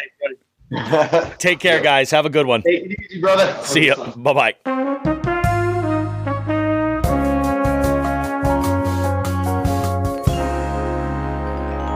Well, guys, it certainly is a Monday, and that's because we're recording this on a Monday. But man, now it's behind us, and it's Tuesday. Tuesday is a great day. Interesting intro, but I'll be damned if this show wasn't jam-packed full of amazing fishing and environmental value for you guys. Think about it. We had a plethora of guests. We got all of the information about the MAKB tournament schedule, including all the specialty stuff, the spring and fall brawls, the catch 'em all series, plus the eliminator. I mean, I'm telling you, you guys are in good hands. Sean's got a little bit of information after we stop recording that he needs to share with me, and I'm only mentioning this now because I don't want him to forget, because I got a feeling this is going to be a nugget that's tie-in shit. High test. What's a plethora, F.A.? What's a plethora, F.A.? A plethora. It's a sweater. I haven't watched that movie in forever. It's long overdue. I just showed my kids. I think I bought a $3 copy at Walmart on DVD, and I showed my kids, and they were freaking dying. I love it, dude. I love Guapo, drop the gun, or I'm going to fill you so full of lead you could use your dick as a pencil. What? Oh, good stuff. I would say this is a pretty good show, Sean. I think this is pretty solid. I would say you managed me relatively well. It was obviously suffering from some sort of disability. I have no idea what happened to me this morning. Apologize to everyone who had to listen to me. Hope it wasn't too bad. I think everybody will be okay. I think you know what I'm going to chalk it up to? I'm going to chalk it up to the fact that it's still winter, and I think everybody's done. Everybody's had it, I'm done. I am catching some fish this weekend, regardless if it's going to be, getting out and fishing at a local pond from the bank. And if we're still iced up there, I am going to be on the mission for some trout. And I'm gonna conquer that body of water that has haunted me from my younger days at the Swift River. I'm gonna put a hurting on that. That is going to be one of my short-term goals this year, is to finally catch fish at the Swift. It's never happened before. One hyphenated word: cheese whiz. Yeah, it might have to happen. It might have to happen. Did I show you the amazing trout box that I put together this weekend? I saw pictures of it. Oh, and I did a little bit of decorating too, because like I said, Wild Bill, like, you want to talk about the fishing community and just how amazing the fishing community is. I had mentioned on, I think it was one of the live streams that we had done about doing some trout fishing, and I get a message from Wild Bill, and he says, dude, I got some trout baits to send to you. I got you. And they arrived this week, and there's some good stuff in here, but there were also a couple of Wild Bill stickers. And if you guys need these stickers, get in touch with Hookset Hoodlums, because I had to decorate this little trout box in honor of Wild Bill. I had to, right? I don't think I'm wrong for that. I want one too. I got one for you. All right, yeah. I got one right here for you because you popped a couple in there. I'm like, oh yeah, yeah, definitely. I keep, I do try to spread the wealth. Good stuff. You know what we didn't discuss really quickly? We should. That I can't believe we both forgot this. The exciting weekend we had with trivia. Oh yeah, actually, this past Friday was friggin' awesome. It was great. So you were very nice. You hooked me up. If you want to tell everybody about it, because I called you with a favor before it started. So, Sean, like Sean had mentioned before, he comes to play with one of his sons, and how was the birthday, by the way? Awesome, Dude. You had a great birthday. He had a great time. Yeah, That's awesome. We had my family over on Saturday. When I say my family, I mean my brother and sister, because my parents are snowbirds, so they just zoomed in. Yep. And he had his buddies over yesterday, which I'll say this, like when they left, I mean, these are 14-year-old kids. I said to my wife, I go, look, I'll take responsibility for our son, but these kids swear like sailors. Isn't it crazy? And coming from people like us, dude, yeah, we have no. Like, it was shocking, but whatever. They played video games for a couple hours, had some cake, and got the hell out of my house with their dirty mouths. There you go. They're saying shit. I'm going to my wife. I'm like, I don't even say that. What does that fucking mean? Yeah. So, anyways, I called you up and I had a request. So this was awesome. I haven't done this in a while. I mean, really, since I have always offered like a birthday bonus for when people, come out for their birthdays and they do, stuff. And they're like, oh, yeah, let's go play trivia. You really like trivia for your birthday. That's what we're going to go do. And I usually do like a birthday bonus or something like that. People get extra points on their birthday. Nothing crazy. But I'd say about a year before like the pandemic had happened, I started doing this thing where if a team wanted to like surprise somebody on their team, with a birthday wish, what I would have them do is email me a picture of the birthday boy or girl. And what I would do is just put together a real simple question about them. But the look on their face when they see their own face looking back up at them from their phone mid-game is priceless. Everybody at the table gets a laugh. They're just, because it's just, the question pops up from out of nowhere. But then, so we did this, and it was awesome. It was great, and it's a simple question. It actually ends up being a math question. That's usually what I use, because then it's like I give that person's age, calculate the year that they were born. It's just super simple and fun. Nothing that you have to like, oh, I don't know these people. No, it's a math question. It's cool. But I hadn't done this specifically in forever. There is a website where I can scroll through a list of names, and this is a monstrous list of names, and they will put together a super cheesy birthday song where they switch over to like Spanish like halfway through, which I think is the best part, because you're just like, well, this is really like, this is all over the place. And it was great. He loved it, man. When you put that question up, obviously, he was shocked by the fact that he was staring back at himself from his phone. Oh, yeah. But he should have gotten his own birth year. And I had the answer ready, but I didn't hit enter. I wanted him to get the points for it, because there's nothing better at trivia than to hear your buzzer theme sound song play. Yep. Yeah, your buzzer sound play when you get a question. And I waited. And he put the wrong answer in because he was laughing so hard. I go, well, now I'm in like third place. I need the points. Screw you. Yeah. And from across the room, I have a buddy, Tommy, that I went to high school with, that plays trivia too. And Tommy and he comes camping with us, and we get together every now and again. And I hear him swearing from across the room, because I had told him, I'm like, yeah, so my son's 14 and this and that. So he's a smart dude. He could have done simple math. So something happened with him. I'm like, all right, screw both of you guys. And I put it in and got the answer right. So, so that was funny. And afterwards, my son was laughing so hard, and then laughing hard at the song. And I asked Tommy, I said, what the hell happened to you? He goes, oh, well, you told me how old he was. And he goes, immediately I put in that age and it wasn't the right thing. I go, well, that's what you get.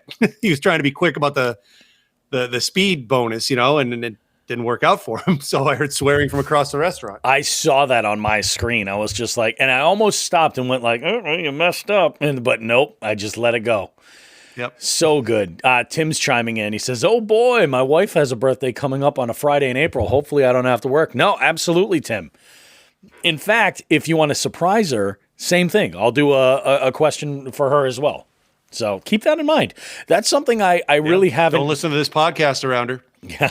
Well, something tells me that she finds better things to do when he's listening to Jigs and Bigs. I have a strong feeling.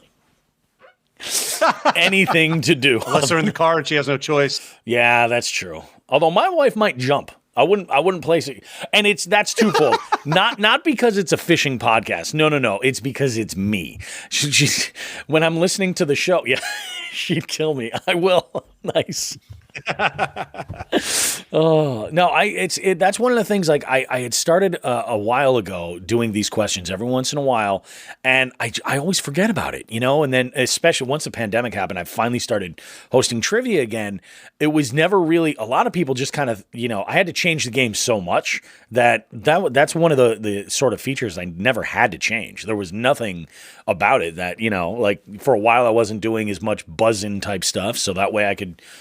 Keep as far away from everybody, filthy animals, and whatever, and it's all good.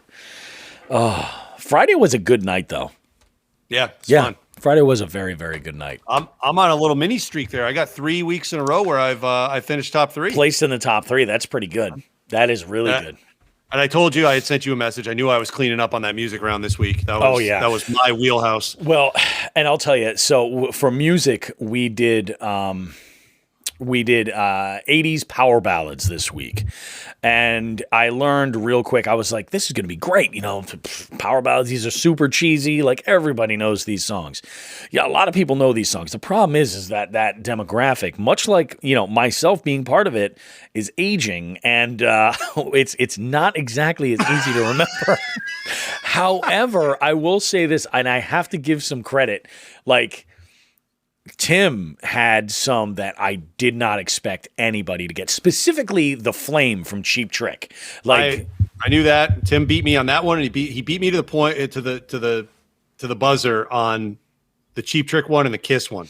Lauren, I did play Silent Lucidity from Queensryche in there as well, in your honor, because I knew for you that was going to be the jam. And I got it, Lauren. He got it. So I swept up in that one. I think that Friday, though, was like the only game where it was just like very clear and obvious that this worked in some wheelhouse. The game I did Thursday night, we had a bunch of college kids, and they were, man, this went all way over their head. Like, I was giving clues, like, I think for the Cinderella song, I said, this band, I was accepting the name of the band, and I said, this band shares a name with a Disney princess. And people were just like, Ariel? And I'm like, no, Cinderella. Oh, God. I think I got that question wrong, too. I got the name of the song wrong. That was the only one I think I jacked up. Yeah, on. I could tell, too. You were like... I knew it right afterwards. I'm like, why did I do that? Son of a bitch. Yep.